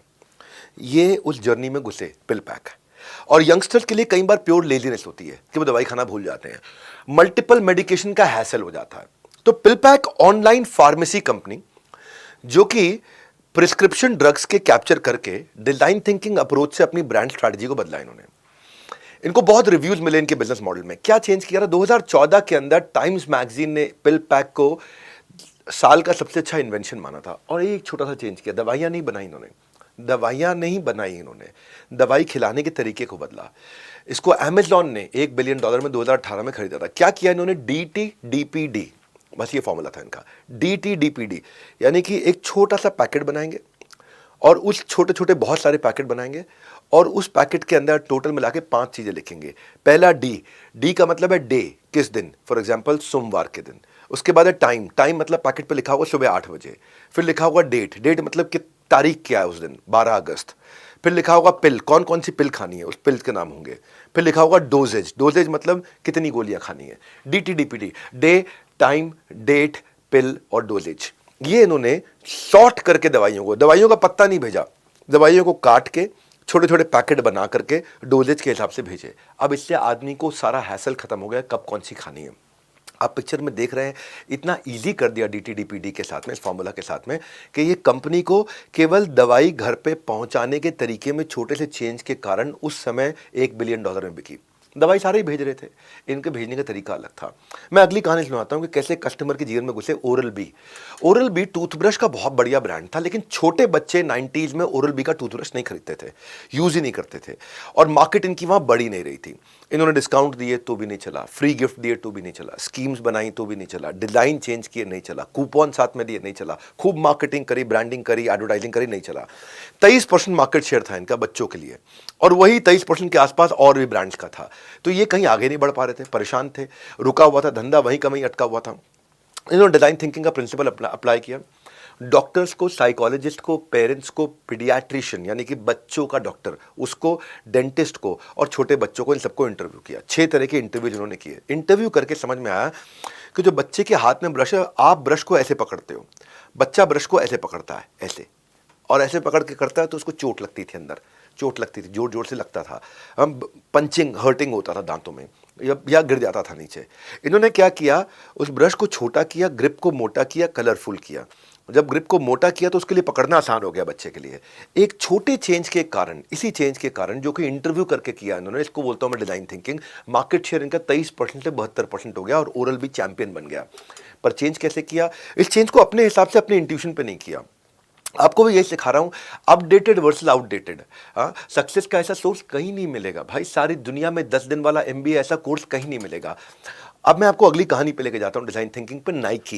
नाइकी ने क्या किया, दुनिया भर में नाइकी का डंका चल रहा था, खूब डंका बोल रहा था। पर नाइकी ने एक क्या चेंज लेकर के आया, ट्रांसपेरेंट शूज लेके आया, ट्रांसपेरेंट पैनल, जिससे अगर किसी को अपनी सॉक्स का दिखावा करना है कि कौन से ब्रांड के अंदर नाइकी की सॉक्स पहनी है तो वो भी दिखाई पड़ सके। तो पूरा जूता ट्रांसपेरेंट था नाइकी का और वो US में धीरे धीरे फैशन स्टेटमेंट बन गया कि लोगों ने ट्रांसपेरेंट जूते पहनने शुरू कर दिए जिसमें अंदर पैर और अंदर सॉक्स साफ दिखाई पड़ रही थी। अब ये इंडिया में आया, फेल हो गया, क्योंकि इंडिया में लोग छेद वाले मोजे पहनते हैं। इंडिया में कल्चर फैशन से ज्यादा, जो इंडिया में फैशन कल्चर नहीं, किफायत कल्चर है, पैसा बचाना कल्चर है। मौजों में छेद होता है फिर भी पहनते रहते हैं, मौजे पुराने हो गए फिर भी पहनते हैं, मौजे किसको दिखने, मौजे किसको दिखने। हमारे यहाँ कल्चर अलग है भारत में। भारत का कल्चर क्या है, यहाँ पे नया सामान इस्तेमाल करने का कल्चर नहीं है। नया सामान घर में पड़ा तो भी नहीं करेंगे। डिनर सेट तब निकलता है घर पे जब मेहमान आते हैं। नई साड़ी तब पहनूंगे जब किसी की शादी होगी। नया सूट किसी फंक्शन में निकालेंगे। नया पर्स पड़ा हुआ, अरे ये किसी को गिफ्ट करने के लिए काम आ जाएगा। और छेद वाले मौजे वो तो पहनते ही हैं, और जब मौजा और पुराना हो जाता है तो उसको सफाई का कपड़ा बनाने के लिए इस्तेमाल करते हैं। इनफैक्ट अभी कुछ समय पहले किंग चार्ल्स जो है, किंग चार्ल्स 3, उसने भी छेद वाली सॉक्स पहनी थी। लोग खैर बुरा नहीं माने, लोगों ने उसको खैर वही किया, क्या अप्रिशिएट ही किया कि यार ये तो बड़ा कम खर्चीला आदमी है राजा होने के बावजूद भी। तब नाइकी वापस गया और भारत में जब जूते लेकर के आया तो स्वेट एब्जॉर्बेंट शूज़ लेकर के आया, क्योंकि भारत के लोगों को पसीना ज़्यादा आता है, यहाँ पे गर्मी ज़्यादा है, यहाँ हीट ज़्यादा है। केवल नॉर्थ के कुछ हिस्से हैं जहाँ पे 3-4 महीने सर्दी रहती है, वरना पूरे देश में लगभग गर्मी ही रहती है। तो उन्होंने स्वेट एब्जॉर्बेंट शूज़ लेकर के आए। ये क्यों लेकर के आए, कैसे लेकर के आए, इसी को बोलते हैं हम लोग डिज़ाइन थिंकिंग। तो हमने आज के इन अध्यायों में ये समझा कि अब प्रोडक्ट डेवलप कर लिया, प्रोडक्ट डेवलप करने के हमने काफ़ी तैयारी कर ली, तो अब क्या कैटेगरी ठीक है कि नहीं है। कैटेगरी मैनेजमेंट, कैटमैन स्ट्रैटेजी मेरा तीसरा अध्याय आज का। कैटेगरी मैनेजमेंट को बोलते हैं कैटमैन। देखो, छुट्टियों में जब नानी के घर जाते थे आप कभी, या दादी के घर जाते थे, तो क्या होता था, दादी की तो खैर अपने यहाँ रहती है, नानी के घर जाते थे तो सारे कजन एक कमरे में सोते थे और मम्मी, सारी की सारी मम्मियाँ एक कमरे में सोती थी। रेस्टोरेंट खाने जाओ तो भी यही होता है, वेज वाले सारे एक तरफ हो जाते हैं, नॉन वेज वाले एक तरफ होते हैं। इसको बोलते हैं category, category management. Shopping mall में भी यही होता है, फ्रेश अराइवल अलग जगह पड़ा होता है, डिस्काउंट वाला अलग जगह पड़ा होता है। तो आपको भी अपने प्रोडक्ट की कैटेगरी बनानी है। सब हॉच पॉच ना हो, इसीलिए कैटेगराइज कर देते हैं ताकि मेमोराइज करने में आसानी हो सेलर और बायर को भी। ठीक से बांटोगे नहीं तो फिर मिलेगा नहीं ढंग से। तो कैटेगरी मैनेजमेंट में बेसिकली मैं आपको आज 12 पॉइंट बताने वाला हूं। 12 पॉइंट जिससे आप कैटेगरी डिसाइड करोगे कि इस कैटेगरी में मुझे जाना है कि नहीं जाना। तो पहला पॉइंट, जो प्रोडक्ट आपने डिजाइन थिंकिंग से प्लान किया, क्या आपके रेवेन्यू को, टॉप लाइन को एग्रेसिवली कंट्रीब्यूट करेगा, क्या ये बहुत तेज बिकेगा। दूसरा, अगर हां तो क्या ये आपके प्रॉफिटेबिलिटी को कंट्रीब्यूट करेगा, यानी कि इसमें मार्जिन बच रहा है कि नहीं बच रहा। अगर हां। तीसरा, इसको बनाने में कितना एफर्ट जाएगा, वो एफर्ट मैं लगा सकता हूं कि नहीं लगा सकता हूं, इसको इवैल्यूएट करो। भाई साहब, ये प्रैक्टिकल एमबीए करा रहा हूं मैं, इतनी प्रैक्टिकल एमबीए करा रहा हूं, कोई इस तरह के सवाल नहीं देगा आपको। साथ में मैनुअल दिया है, आप इस मैनुअल का जिंदगी भर इस्तेमाल करोगे, इसको टिक करोगे साथ में मैनुअल में। चौथा, ये जो सब कैटेगरी आप बनाने जा रहे हो, जो नया प्रोडक्ट आप ऐड करने जा रहे हो, ये क्या इसका ये लो क्वालिटी प्रोडक्ट तो नहीं है। ऐसा ना हो कि आपने ये लॉन्च किया, इसके चक्कर में आपके बाकी माल भी बिकने बंद हो जाएं। ये भी हो सकता है कि ये आपने लॉन्च किया और ये इतना खराब निकला, सब क्वालिटी का निकला, लो क्वालिटी, सब स्टैंडर्ड निकला, कि इससे आपका ब्रांड इतना ओवरऑल खराब होगा कि बाकी सामान भी लोगों ने खरीदना बंद कर दिया। हाँ। पांचवा, अब आप ये प्रोडक्ट बना रहे हो ना, बनाते वक्त पांचवा, जो इस माल को बनाने में और बेचने में मुझे मैन पावर चाहिए, क्या वो मैन पावर बाजार में आसानी से अवेलेबल है कि नहीं। छठा, ये जो नया कैटेगरी है, ये मेरी ब्रांड आइडेंटिटी को मैच कर रहा है कि नहीं कर रहा। जैसे मैंने बताया, कोलगेट फ्रोजन फूड में आ गया, मैकडॉनल्ड्स सैलेड्स के अंदर आ गया, नहीं चला।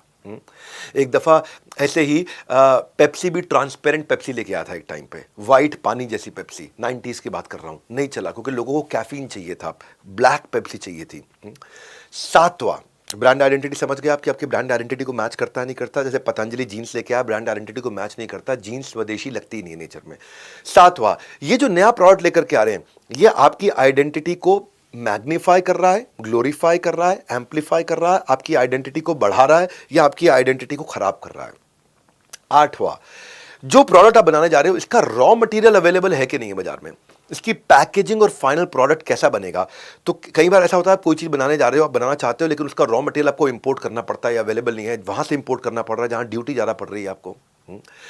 अब इसके बाद आता है नौवा है कि क्या ये प्रोडक्ट जो बनाने जा रहे हो सीजनल है कि पूरा साल चलेगा। ये सवाल बहुत वैल्यूएबल सवाल है। इन सवालों को, मैं कोई गैस नहीं दे रहा, रियल कंटेंट दे रहा हूं, कुछ हवाई बातें नहीं कर रहा हूं। इन सवालों का उत्तर दोगे ना, बिजनेस में कहां से कहां पहुंच जाओगे भाई साहब। ये एमबीए से जे करवाएगा पूरे देश में। अब 10वां, इस प्रोडक्ट का टोटल मार्केट साइज कितना है वो कैलकुलेट करो। इस प्रोडक्ट को खरीदने वाले ऐसे तो नहीं है कि मछली को पकड़ने वाली जाली बनाने वाली कंपनी का रॉ मटेरियल दूंगा मैं। मछली को पकड़ने वाली जाली बनाने के लिए जो रॉ मटेरियल सप्लाई करूंगा उसका मार्केट साइज थोड़ा छोटा हो जाएगा। अब वो देखना मार्केट साइज कैसा है। जैसे हेल्थ की इंडस्ट्री है, उससे मार्केट साइज बहुत बड़ा है। ऐसे बहुत सारी इंडस्ट्रीज है, मार्केट साइज बड़ा है। आप देखो इसका टोटल कस्टमर बेस, इसका कितना पोटेंशियल कस्टमर बेस है, 11वां। आपको ये देखना है कि ये फास्ट मूविंग है, स्लो मूविंग है, नॉन मूविंग है। एबीसी एनालिसिस करो इन्वेंट्री का। ऐसा ना हो जाए ये माल फंस जाता हो, और फंसेगा तो आपका आपका वर्किंग कैपिटल फंसेगा, जिससे आता है मेरा 12वां पॉइंट कि इस धंधे को चलाने में कितना वर्किंग कैपिटल चाहिए, कितने महीने के लिए वर्किंग कैपिटल चाहिए, इस नई कैटेगरी को बिल्ड करने के लिए, इस नए प्रोडक्ट को बिल्ड करने के लिए मुझे कितने दिन का रनवे चाहिए। हवाई जहाज उड़ने से पहले थोड़ी देर जमीन पर चलता है, और जमीन पर चलता है, स्पीड पकड़ता है, उसके बाद उड़ता है, उसको बोलते हैं रनवे। ऐसे ही धंधे में नया प्रोडक्ट को बिल्ड करने के लिए आपको रनवे चाहिए। कितने महीनों की सैलरी बांटनी पड़ेगी, क्योंकि इसके लिए नई मैन पावर लेके आओगे। जब तक ये बाजार में उतरेगा, हो सकता है आपको 6 महीने लग जाए उस रनवे पे, 9 महीने लग जाए। तो क्या 9 महीने के लिए जो भी आपने 10 20 50 आदमी रखे उनके लिए तनख्वाहें बांटने के लिए, बना करके पैसा ब्लॉक करने के लिए, माल को बनाने के लिए, माल को प्रोक्योर करने के लिए इन्वेंट आपके पास में वर्किंग कैपिटल है कि नहीं है। ये 12 चीज़ों को इवैल्यूएट करके आप अपने प्रोडक्ट को डेवलप करोगे। अब जब प्रोडक्ट को डेवलप करोगे, देखो क्या उस प्रोडक्ट के साथ एंसिलरी प्रोडक्ट है जो बार बार बिक सकता है। उसको बोलते हैं मेरा अगला topic bait and hook model. इसी चैप्टर का अगला सब्जेक्ट है बेट एंड हुक मॉडल, यानी कि रेकरिंग रेवेन्यू की पॉसिबिलिटी। कंपनी मेन प्रोडक्ट सस्ते में देती है और रेकरिंग साथ में एंसिलरी आइटम बार बार उपयोग होने वाली महंगे में बेच करके खूब पैसा कमा लेती है। इसके बहुत एग्जाम्पल हैं। हाँ, जिलेट के कुछ रेजर ऐसे आते हैं कि रेजर आता है 350 रुपये का, लेकिन उसके बाद जो ब्लेड आ रहा है वो आ रहा है 680 रुपये का, जो उसमें ब्लेड चेंज करना पड़ता है, जो एक्सपेंसिव रेजर्स होते हैं। तो क्या कंपनी रेजर से नहीं कमाती उतना ज़्यादा जितना बाद में ब्लेड बेच बेच के कमाती रहती है। ऑल आउट ने ऐसा बहुत किया। ऑल आउट की मशीन आती है 90 रुपये की, लेकिन उसका रीफिल आता है 70 रुपये का।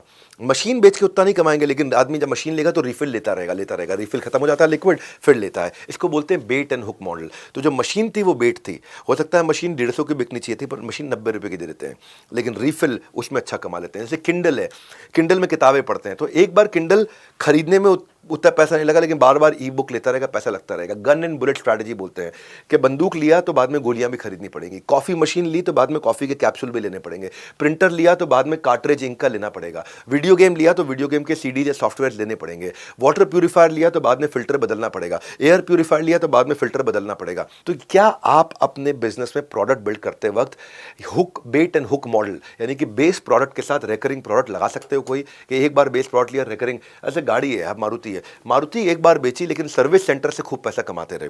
होंडा एक बार बेची, सर्विस सेंटर से पैसा कमाते रहे। इसको बोलते हैं बेट एंड हुक मॉडल। ज्यादातर जो गाड़ियों के डीलर्स हैं वो गाड़ियों की डीलरशिप गाड़ी बेच के नहीं कमाते, गाड़ी की सर्विस करके कमाते हैं। ये है बेट एंड हुक मॉडल। बेट मतलब आपने एक आटे की गोली फेंकी कांटे में लगा के, जिससे अपने मछली को पकड़ लिया, वो हो गया हुक उसका। हाँ, चौथे अध्याय पे अब आपने फाइनल कर लिया आपको बनाना क्या है, आप बनाने चले गए। अब उसको बेचने के लिए क्या आप एक प्लेटफॉर्म बना सकते हो?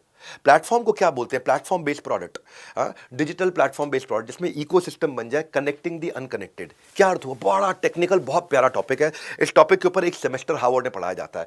कनेक्टिंग दी अनकनेक्टेड, दो लोगों को आपस में कनेक्ट किया, वो दोनों आपस में धंधा कर रहे हैं, पैसा मैं कमा रहा हूं। इसको बोलते हैं मल्टी साइडेड ट्रांजैक्शन। आज तक क्या होता था? माल दो पैसा लो, माल दो पैसा लो, माल दो पैसा लो, मैंने उसको सामान दिया, उससे पैसा लिया। इसको क्या बोलते हैं? ये बोलते हैं पाइप बिजनेस। एक होता है प्लेटफॉर्म बेस्ड बिजनेस। ध्यान से सुनना, बहुत अमेजिंग कंटेंट दे रहा हूं। एप्पल प्लेटफॉर्म है, अल्फाबेट यानी गूगल प्लेटफॉर्म है, अमेजॉन प्लेटफॉर्म है, फेसबुक प्लेटफॉर्म है, माइक्रोसॉफ्ट प्लेटफॉर्म है। दुनिया की 10 सबसे बड़ी कंपनीज में से 5 कंपनीज खाली प्लेटफॉर्म्स ही हैं। बल्कि दुनिया में 7 सबसे बड़ी कंपनीज में से 5 प्लेटफॉर्म है।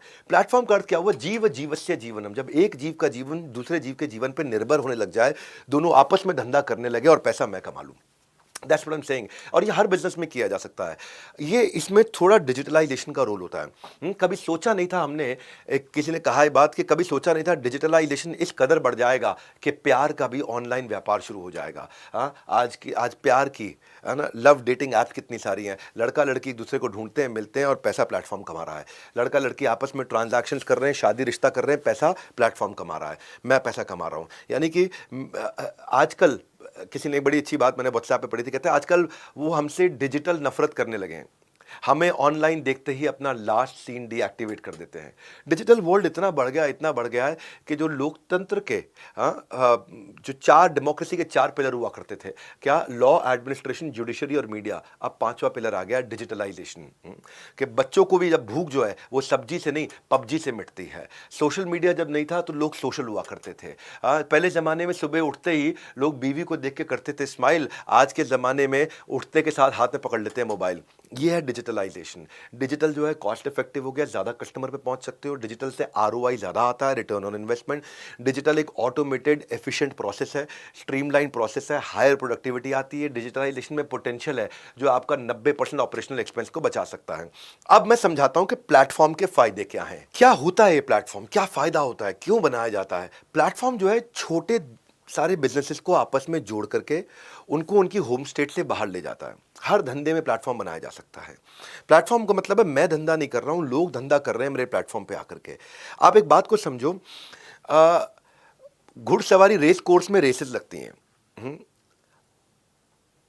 जुआ खेला जाता है, सट्टा खेला जाता है कसिनो के अंदर, रेस कोर्स में सट्टा खेला जाता है। याद रखना, सट्टा खेलने वाला कभी नहीं कमाता, सट्टा खिलाने वाला कमाता है।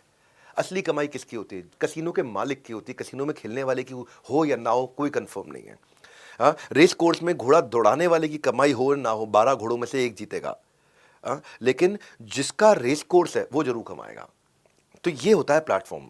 प्लेटफॉर्म एफिशिएंसी इंप्रूव कर देता है, लोगों को कॉम्पिटिटिव बना देता है और अनकनेक्टेड लोगों को आपस में कनेक्ट कर देता है। प्लेटफॉर्म का एक रूल क्या होता है? प्लेटफॉर्म का रूल होता है एक्सटर्नलाइजिंग द इंटरनल कॉस्ट। जो खर्चा मुझे करना था आज कोई और कर रहा है। जैसे ऊबर के पास 10 करोड़ गाड़ियां हैं, लेकिन ये ऊबर की नहीं है, ड्राइवर्स की अपनी गाड़ियां हैं। तो ऊबर का जो कैपिटल लगना था वो लोगों ने एक्सटर्नलाइजिंग द इंटरनल कॉस्ट, जो मेरी कॉस्ट है वो कोई और मैनेज कर रहा है ना। तो जैसे फॉर एग्जांपल ओयो के पास में आज हजारों हजारों होटल्स हैं, पर ये ओयो के नहीं है, उसने अपनी कॉस्ट को एक्सटर्नलाइज कर दिया है। किसी और ने पैसा लगाया, 10 करोड़ का होटल बनाया, कमरा ओयो चढ़ा रहा है। यानी कि कमरे में रहता कोई और है, हाँ, और कमरा का मालिक कोई और है, वो पैसा ओयो कमा रहा है। This is called platform. अगर मैं अपना होटल बनाऊंगा तो 100 कमरे, 150 कमरे दे पाऊंगा, लेकिन अगर मैं प्लेटफॉर्म बनाऊंगा तो हजारों लाखों कमरे दे पाऊंगा। तो अनकनेक्टेड लोग कनेक्ट हो गए, एक ओयो का मालिक, एक होटल का मालिक और एक वहां पे आके रुकने वाला आदमी कनेक्ट हो गया आपस में। प्लेटफॉर्म जो है वो जोग्राफिकल बैरियर्स को ख़त्म करता है, लोगों को आपस में कनेक्ट करता है। मैं जो कंटेंट दे रहा हूँ ना, अगर यहाँ अटेंशन दोगे तो कस्टमर रिटेंशन के लिए सोचना नहीं पड़ेगा। जितनी दोगे अटेंशन उतना रहेगा आपके पास कस्टमर रिटेंशन। तो कॉपी पेन लेकर के बैठिए, लिखिए एक एक बात, याद रखना फ्री में तो दोबारा नहीं होने वाला रिपीट टेलीकास्ट। अब प्लेटफॉर्म बनाने के लिए कहानी को आगे बढ़ाता हूं। आपको दो हिस्से समझने जरूरी हैं। एक हिस्सा होता है सप्लाई साइड, एक होता है डिमांड साइड। अब आपको दोनों में से किसी एक को अपना बनाना पड़ता है, या सप्लाई साइड को या डिमांड साइड को। जैसे अमेजॉन है, अमेजॉन में सप्लाई साइड पे सेलर आ गए, डिमांड साइड पे बायर आ गए। तो अमेजॉन ने किस पे मेहनत करी? अमेजॉन कस्टमर लाने पे मेहनत किया, बेचने वाले अपने आप आ गए। समझ पा रहे मेरी बात? कस्टमर लाने पे अमेजॉन ने मेहनत किया, बेचने वाले अपने आप आ गए। जैसे Booking.com है, Booking.com पे सप्लाई साइड क्या? होटल और एयरलाइंस। डिमांड साइड क्या? ट्रैवलर, जिसको ट्रैवल करना है, जिसको होटल में जाकर रुकना है। तो अब Booking.com ने क्या किया? कस्टमर ले आया, होटल का कमरा चढ़ाने वाले अपने आप चुपचाप आ गए, सस्ते में भी होटल का कमरा चढ़ा दिया। गूगल पे दो साइड हो गई, सप्लाई साइड हो गई वेबसाइट का मालिक, डिमांड साइड हो गई रीडर जिसने पढ़ना है। अब गूगल पढ़ने वालों को ले आया, लिखने वाले अपने आप आ गए। तो आपको दोनों जगह मेहनत नहीं करनी, आपको सोचना है मुझे किसको लेके आना है, दूसरा अपने आप आएगा। मेरे को याद है बचपन में मैं अपने दोस्त के साथ में स्कूल खत्म होने के बाद कॉलेज में था, वो पहली बार क्लब लेके गया मेरे को, नाइट क्लब। दिल्ली में एक होटल हुआ करता था, अभी भी है, हयात रेजेंसी। उसमें बेसमेंट में क्लब होता था, जिन्स, डी जिन्स लिखता था, डी साइलेंट होता था, जिन्स। वो जिन्स में हम गए तो हमने बोला भाई हम भी क्लब में आएंगे आज, पहली बार गए थे, अभी कॉलेज में आए ही थे। उसने कहा ठीक है आइए। तो हमने पूछा क्या फीस है? तो उसने कहा लड़कियों के लिए फ्री है, कपल के लिए 2000 रुपया है और स्टैग एंट्री का 4000 रुपया, लड़का अकेला आएगा 4000 रुपया है। तो हम कहा यार ये इतना भेदभाव क्यों, लिंग के आधार पे? लड़कियों के लिए फ्री और लड़कों के लिए 4000 रुपये, ऐसा क्यों? कपल 2000 में जा रहा है। तो उसने बोला कि भाई देखो अगर लड़के लड़के सारे घुस गए तो क्लब का माहौल खराब हो जाएगा। अब तब मैं दिमाग लगाया, मुझे समझ में आया वो ये कहना चाह रहा है अगर देवियां आ गई तो देवता पैसे देते हुए भी आ जाएंगे, इसलिए ज़रा देवियों को ले आओ। तो ये है डिमांड साइड, सप्लाई साइड। एक पे इन्वेस्ट करो, उसको ले आओ, दूसरे वाले सारे अपने आप आ जाएंगे। हाँ, जैसे स्पॉटिफाई जहाँ पे गाना सुनते हो आप लोग, सप्लाई साइड क्या, आर्टिस्ट, आर्टिस्ट अपना गाना देता है, डिमांड साइड क्या, लिसनर, लिसनर गाना सुनता है। अगर लिसनर को ले आए तो आर्टिस्ट अपने गाने सारे अपने आप दे देंगे। तो आपको ढूंढना है आपके धंधे में किस एक साइड को लेकर के आना है। हाँ, उबर में जैसे मैंने समझाया, उबर में क्या हुआ, राइडर जो बेचारे पैसेंजर है वो अगर आ गया तो ड्राइवर अपने आप आ जाएंगे। धंधा आना चाहिए, ड्राइवर अपने आप आ जाएंगे, उनको ड्राइवरों पर उतनी मेहनत नहीं करनी पड़ेगी जितनी पैसेंजर पे करनी है। एयरबीएनबी में डिमांड साइड पे है गेस्ट और सप्लाई साइड पे है होस्ट, जिसका जिसका अपना घर है। तो अगर गेस्ट आ गए तो होस्ट अपने आप अपना कमरा चढ़ाने के लिए आ जाएंगे वहां पे। तो आपको देखना है, पहले सारे स्टेक होल्डर लिख लो, आपके धंधे में कौन कौन स्टेक होल्डर है और उन स्टेक होल्डर की कौन सी बर्निंग प्रॉब्लम है जो प्लेटफॉर्म सॉल्व करता है। और अगर प्लेटफॉर्म बना दिया जिसमें कॉमन विजन है और कॉमन पर्पस है, जिसमें बायर साइड और सप्लायर साइड दोनों की प्रॉब्लम सॉल्व होती हो और मेरी प्रॉब्लम भी सॉल्व होती हो। जैसे यूट्यूब है, यूट्यूब में सप्लाई साइड पे कौन है, वीडियो क्रिएटर, और बायर साइड पे कौन है, जो वीडियो का व्यूअर है। और अब जब आपके पास में आज देखो यूट्यूब के साथ कौन कमा रहा है, यूट्यूब के साथ में बायर को भी, व्यूअर को भी फायदा हो रहा है, वीडियो क्रिएटर को भी फायदा हो रहा है, एडवर्टाइजर को भी फायदा हो रहा है, यूट्यूब को भी फायदा हो रहा है। इसको बोलते हैं जीव जीवत से जीवनम, यानी कि सबके सब लोग इकट्ठे ग्रो कर रहे हैं एक ही पर्पस पे, एक ही कॉमन प्लेटफॉर्म पे सबके सब ग्रो कर रहे हैं। अगर कॉमन प्लेटफॉर्म बना दिया तो फिर उसके बाद इसको पाइप बिजनेस नहीं बोलेंगे। पाइप बिजनेस मतलब मैंने माल दिया वहां से पैसा आया, मैंने माल दिया वहां से पैसा आया। प्लेटफॉर्म का मतलब है प्लेटफॉर्म बनाओ जिंदगी भर कमाओ। हाँ, पाइप का बिजनेस मतलब क्या हुआ, आप जितनी बार ट्रांजैक्शन करोगे उतना ही कमाओगे। और यही चीज को सबसे पहले अमेरिकन ने समझा था और ब्लॉकबस्टर को नेटफ्लिक्स ने खत्म किया। ब्लॉकबस्टर बहुत बड़ी कंपनी थी जो डीवीडी सीडी रेंटल कंपनी हुआ करती थी, लेकिन वो प्रॉफिट कैसे कमाती थी, किसी ने सीडी देर से वापस किया तो प्रॉफिट कमा लिया। नेटफ्लिक्स प्रॉफिट कैसे कमाता है, एक्स्ट्रा सर्विस देके कमाता है। नेटफ्लिक्स एक प्लेटफॉर्म बन गया। हाँ, तो इसलिए क्या हुआ, ब्लॉकबस्टर एक स्टोर में खुलता था, जितने ज्यादा स्टोर खोलोगे उतना चलेगा। लेकिन नेटफ्लिक्स क्या था, कन्वीनियंस ऑफ होम, आप घर से ही नेटफ्लिक्स से मूवी देख सकते हो। यही फर्क पड़ता था। तो ब्लॉकबस्टर में जाकर के आपको ढूंढनी पड़ती थी कौन सी सीडी लूं, कौन सी सीडी लूं। नेटफ्लिक्स में आपके इंटरेस्ट के हिसाब से नेटफ्लिक्स खुद ही दिखा देता है आपको। वो सीडी डीवीडी बेचते थे, ये इंटरनेट पे चलता था। वहां पे सीडी टूट सकती थी, यहां पे कोई ऐसा चक्कर नहीं है कि नेटफ्लिक्स के अंदर कोई मूवी टूट जाएगी आपके लिए। आज देखो ब्लॉकबस्टर जो है, ब्लॉकबस्टर का एक आखिरी स्टोर बचा है अमेरिका के अंदर, और नेटफ्लिक्स दुनिया की सबसे लार्जेस्ट स्ट्रीमिंग सर्विस बन चुकी है वर्ल्ड के अंदर। यही फर्क था। ब्लॉकबस्टर क्या करता था, सीडी देता था, पैसा लेता था, सीडी देता था, पैसा लेता था। नेटफ्लिक्स ने प्लेटफॉर्म बनाया, जिंदगी भर कमाया। ये फर्क है जो मैं आपको बता रहा हूं। प्रोडक्ट बनाते वक्त किन चीजों का ध्यान रखना चाहिए, ये है रियल MBA। हाँ, जब आप मैंने ओला उबर का एग्जांपल समझाया और टैक्सी का एग्जांपल समझाया। नॉर्मल जो टैक्सी स्टैंड पे होती थी उसमें लिमिटेड गाड़ियां अवेलेबल है, लेकिन ओला उबर में अनलिमिटेड है। टैक्सी में आप वही लेके जा सकते हो जो गाड़ी अभी है, लेकिन ओला उबर में आप क्या कर सकते हो, सेडान, XUV, लग्जरी कोई भी गाड़ी ले सकते हो। प्लेटफॉर्म बना दिया। तो नॉर्मल टैक्सी में क्या है, सेफ्टी इशू है, लोकल ड्राइवर है, पता नहीं क्या करेगा रास्ते के अंदर। लेकिन ओला उबर में क्या है, बैकग्राउंड चेक होता है, ड्राइवर के साथ में सारे बैकग्राउंड वेरिफिकेशन सब हो चुका होता है, सेफ्टी रहती है। बाकी ट्रेडिशनल टैक्सियों में क्या है, कोई फीडबैक तो दे नहीं सकते आप। फीडबैक दोगे तो भी क्या होगा, मालिक के पास जाएगा, मालिक क्या कर लेगा उसमें। लेकिन यहाँ पे जो है ओला उबर है, वहां फीडबैक न केवल हाथ के हाथ दिया जाता है, रेटिंग दी जाती है, उस पर एक्शन भी लिया जाता है। इसीलिए ये जो प्लेटफॉर्म से फर्क कितना है डिजिटलाइजेशन से, वहां पे आपको वेटिंग करनी पड़ती है, बुकिंग करनी पड़ती है, टैक्सी वाले के पास जाना पड़ता है। यहाँ कोई वेटिंग नहीं है, बटन दबाओ ओला आई, बटन दबाओ ओला आई। यहाँ पे आपको कैश तुरंत देना पड़ता है, वह कैशलेस है, डेबिट कार्ड अपने आप पैसा अपना निकल जाएगा। यहाँ पे आपको टैक्सी स्टैंड पर जाने की जरूरत नहीं है। सो आज 10 करोड़ ऊबर की गाड़ियां हैं 80 देशों के अंदर और $63 बिलियन का मार्केट कैप बन गया है। ये मैं फर्क बता रहा हूं, माल दो पैसा लो वर्सेस प्लेटफॉर्म बनाओ जिंदगी भर कमाओ। आपको कह रहा हूं कुछ बनने के लिए बने रहना पड़ता है। कंसिस्टेंसी हो तो पानी की जो धार है, पानी की धार भी पहाड़ को काट देती है। और ऐसे ही कंसिस्टेंसी 10 डे MBA प्रोग्राम में दिखाओ, बिजनेस की कोई भी परेशानी आपको कभी परेशान नहीं कर पाएगी। तो क्या सीख रहे हैं हम लोग, क्या टॉपिक चल रहा है हमारा, और आगे बढ़ाते हैं। माल दो पैसा लो वर्सेस प्लेटफॉर्म बनाओ जिंदगी भर कमाओ। बुक स्टोर और किंडल का एग्जांपल से लेते हैं, बार बार समझते हैं। देखो आज बुक स्टोर में लिमिटेड ही किताबें होंगी, पर किंडल में हजारों लाखों सारी दुनिया की किताबें हैं। बुक स्टोर आपकी जगह घेरेगा, किंडल जगह नहीं घेरता है। बुक स्टोर से किताब पढ़ोगे आंखों पे स्ट्रेन होगा, किंडल में फॉन्ट बड़ा कर सकते हो। बुक स्टोर का क्या चक्कर है, किताब को खरीदोगे फिजिकली बुक स्टोर में जाके फट सकती है, किंडल में कभी हमेशा स्टोर्ड रहेगी। बुक स्टोर में आपको डिक्शनरी अलग से लेके खोलनी पड़ती है, किंडल में इनबिल्ट डिक्शनरी है। बुक स्टोर आपको लोकल ऑडियंस को कैटर करेगी, ये ग्लोबल कैटर करेगी। बुक स्टोर में पढ़ना मैंडेटरी है, यहाँ पे आप ऑडियो भी सुन सकते हो, किताब को सुन भी सकते हो। बुक स्टोर से किताब लेकर के आए, लॉन्ग डिस्टेंस फ्रेंड को नहीं भेज सकते आप अमेरिका यूरोप, यहाँ पे तो यूजर आईडी पासवर्ड शेयर किया पहुंच गए। तो आज अमेजॉन के पास 50% से ज्यादा प्रिंट किताबों का मार्केट शेयर है, 70% से ज्यादा ई बुक्स का मार्केट शेयर है। मैं ये समझा रहा हूं कि प्लेटफॉर्म बनाओ जिंदगी भर कमाओ। आगे बढ़ने से पहले चेक कर रहा हूं कि मैनुअल आपने खोल रखा है कि नहीं। स्क्रीन पे साथ में पेज नंबर भी आ रहे हैं, पेज नंबर्स को फॉलो करते रहो और मैनुअल के साथ मैच करते रहो। आप देखोगे कि आजकल property dealers, real estate agent, उन सबके धंधे को भी खराब किया जा रहा है डिजिटल रियल एस्टेट से, क्योंकि वो बेचारे प्रॉपर्टी टू प्रॉपर्टी विजिट कराते हैं, यहाँ पे डिजिटल में 3D पिक्चर से सारा टाइम सेव हो जाता है। उस बेचारे को लिमिटेड नॉलेज होगी अपने इलाके की, Noida sector 135, Noida sector 91, Noida sector 37, लेकिन यहाँ डिजिटल रियल एस्टेट है, न केवल नोएडा बल्कि पूरे भारत के डायनामिक सर्च फिल्टर लगा दिए हैं, प्लेटफॉर्म बना दिया, प्रॉपर्टी चढ़ाने वाला भी आ रहा है, बेचने वाला भी आ रहा है, खरीदने वाला भी आ रहा है। आप ब्रोकर्स पे विश्वास कितना कर लोगे, स्कैम कर सकता है, फूल कर सकता है, ये लीगली प्रोटेक्टेड है। यहाँ पे तो कभी आप ब्रोकर पे ट्रस्ट कर नहीं पाओगे, ये ट्रस्ट वर्दी होता है। ब्रोकर के पास स्लो होगी, लिमिटेड नॉलेज होगी, कितनी इन्वेंट्री होगी, कितने मकान दिखा सकता है, ये फास्ट है, वाइडर है, सारी इन्वेंट्री पूरे इसके पास देश की अवेलेबल है। ब्रोकर बेचारा ज्यादातर सैटरडे संडे को काम करता है या इवनिंग में काम करेगा, ये 24 घंटे सातों दिन अवेलेबल रहता है। कितनी सारी रियल एस्टेट ऐप्स बन गई, हाउसिंग.com, 99acres.com, magicbrick.com, nestaway.com, ये आज डांस से लेके, ड्राइंग से लेके, म्यूजिक से लेके, गिटार से लेके, चेस से लेके, योगा, सब क्लासेस भी ऑनलाइन हो रही है, प्लेटफॉर्म्स बनते जा रहे हैं। वहाँ योगा का टीचर आ रहा है, सिखा रहा है, और योगा सीखने वाला भी सीख रहा है, प्लेटफॉर्म पैसा कमा रहा है। म्यूजिक सिखाने वाला आ रहा है, म्यूजिक सीखने वाला आ रहा है, प्लेटफॉर्म पैसा कमा रहा है। हाँ, इसी तरह आप ड्राइंग सिखाने वाला आ रहा है, सीखने वाला आ रहा है, गिटार सिखाने वाला आ रहा है, सीखने वाला आ रहा है, प्लेटफॉर्म पैसा कमा रहा है। यही फर्क है। रेस्टोरेंट के धंधे को आज ऑनलाइन फूड डिलीवरी खत्म कर रहा है प्लेटफॉर्म। ट्रैवल एजेंट्स को गो आई बीबो, ट्रेवागो, मेक माई ट्रिप खत्म कर रहा है प्लेटफॉर्म।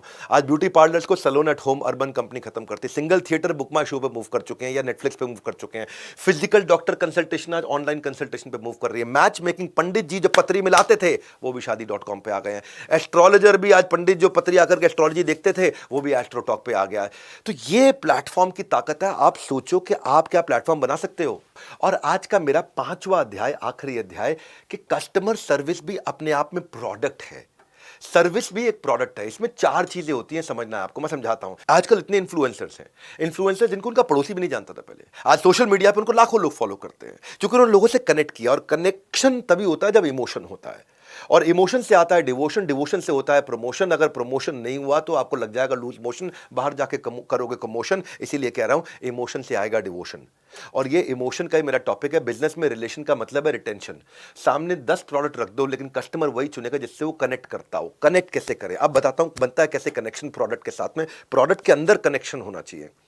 पहली चीज, प्रोडक्ट में 4 चीजें होती हैं। एक, प्रोडक्ट अपने आप में कैसा है। दूसरा, कस्टमर को प्रोडक्ट खरीदते वक्त कैसा एक्सपीरियंस हो रहा है। कस्टमर को प्रोडक्ट खरीदते वक्त सर्विस का कैसा अनुभव हो रहा है। प्रोडक्ट खरीदने के बाद सर्विस का कैसा अनुभव हो रहा है।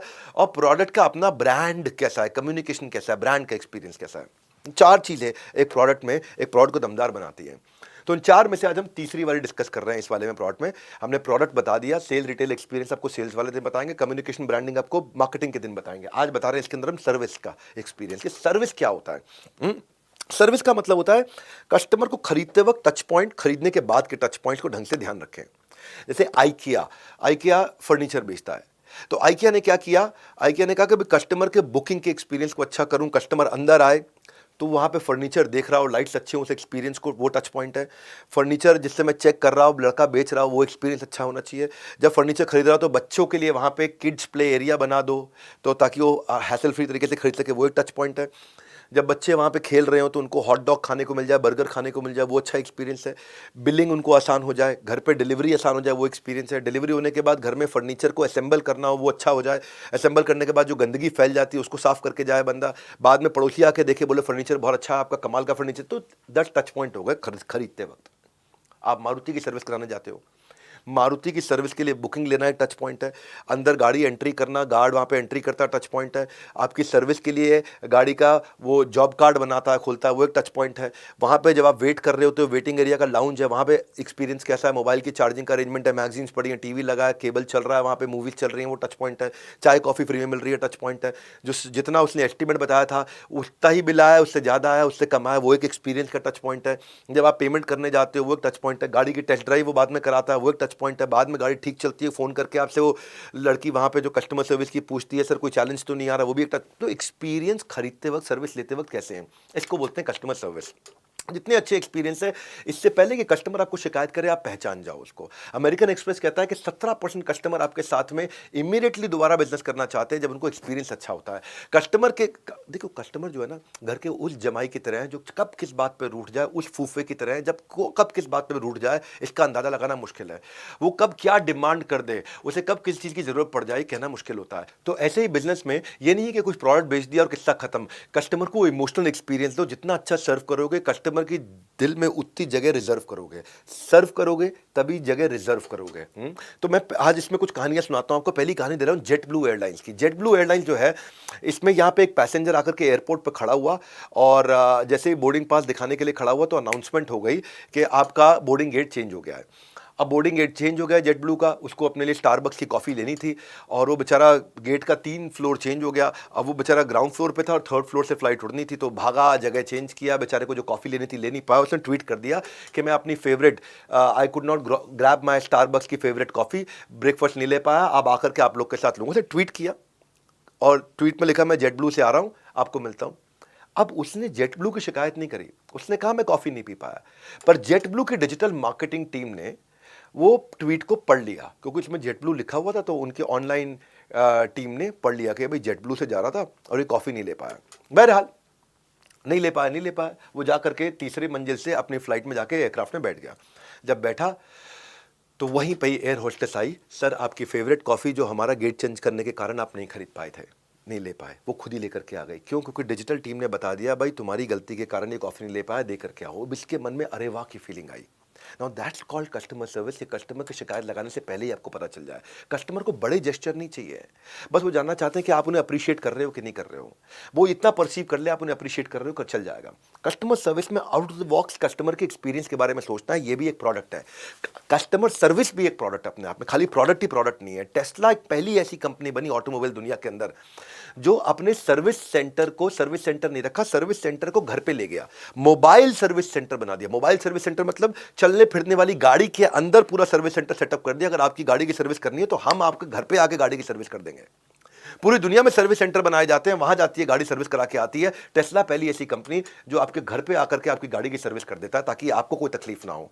Now that's called customer service. हाँ, और ये टेस्ला ने कस्टमर के टाइम और उसकी कन्वीनियंस को वैल्यू किया, इसीलिए आज टेस्ला बहुत महंगी गाड़ी देता है और लोग फिर भी पैसा देने को तैयार है। कस्टमर सर्विस एक ऐसा एक्सपीरियंस है, मैं आपको बताता हूं कि जब कोविड का टाइम चल रहा था तो एक बेचारी बॉस्टन के अंदर एक बूढ़ी दादी 90 साल की फंस गई। बॉस्टन में फंस गई। न्यू जर्सी से उसकी पोती ने एक ट्वीट किया, और क्या ट्वीट किया कि बाहर हेलस्टॉर्म और स्नोस्टॉर्म हो रहा है, मेरी बूढ़ी दादी अकेली घर में बैठी है, उनके पास ग्रोसरी नहीं है, खाने का सामान नहीं है, क्या कोई उनकी बॉस्टन में जाके मदद कर सकता है, उनको 15 दिन का राशन दे सकता है, मैं पैसे भेज दूंगी, यहां से मैं पैसे ऑनलाइन ट्रांसफर कर दूंगी, कृपया करके कोई बॉस्टन में मेरी मदद कर दो। अब ये ट्वीट वहां पे लोग लाइक कर रहे थे, नीचे कमेंट कर रहे थे, मैं ट्राई करता हूं। इतने में ट्वीट बास्किन रॉबिन्स के आउटलेट पे खड़े एक लड़के ने पढ़ लिया। उसने कहा कोविड का टाइम है, वैसे कोई आइसक्रीम खाने आ नहीं रहा, चलो हम ही जाके ग्रोसरी दे आते हैं। तो आसपास के लड़कों ने बोला भाई हमारा काम आइसक्रीम बेचना है, ग्रोसरी देना नहीं है। उसने कहा वैसे भी यार कोविड में हम लोग खाली बैठे हैं, तो आपस में आइसक्रीम बेचने वाले लड़के जो होते हैं उनके जो पार्लर पे, वो आपस में चर्चा कर ही रहे थे, तो उन्होंने डिसाइड किया चलो जाके राशन दे के आते हैं। 20 दिन का राशन देकर दे के आए और पैसे भी नहीं लिए। वो लड़की ने फिर से ट्वीट किया, न्यू जर्सी से ट्वीट किया कि बास्किन रॉबिन्स को मैं धन्यवाद करना चाहती हूं, मेरी बूढ़ी दादी शायद शरीर छोड़ देती, उसका देहांत हो जाता अगर कोई उनको वहां राशन नहीं दे के आता। ये बास्किन रॉबिन्स वाले कितने अद्भुत लोग हैं, उनको राशन दे करके आए। ये ट्वीट अचानक वायरल हो गया। ये ट्वीट वायरल हुआ और ये ट्वीट बराक ओबामा ने पढ़ लिया। बराक ओबामा अब राष्ट्रपति नहीं थे हालांकि, लेकिन दुनिया के सबसे शक्तिशाली देशों के सबसे शक्तिशाली देश के सबसे शक्तिशाली राष्ट्रपतियों में से एक रहे हैं।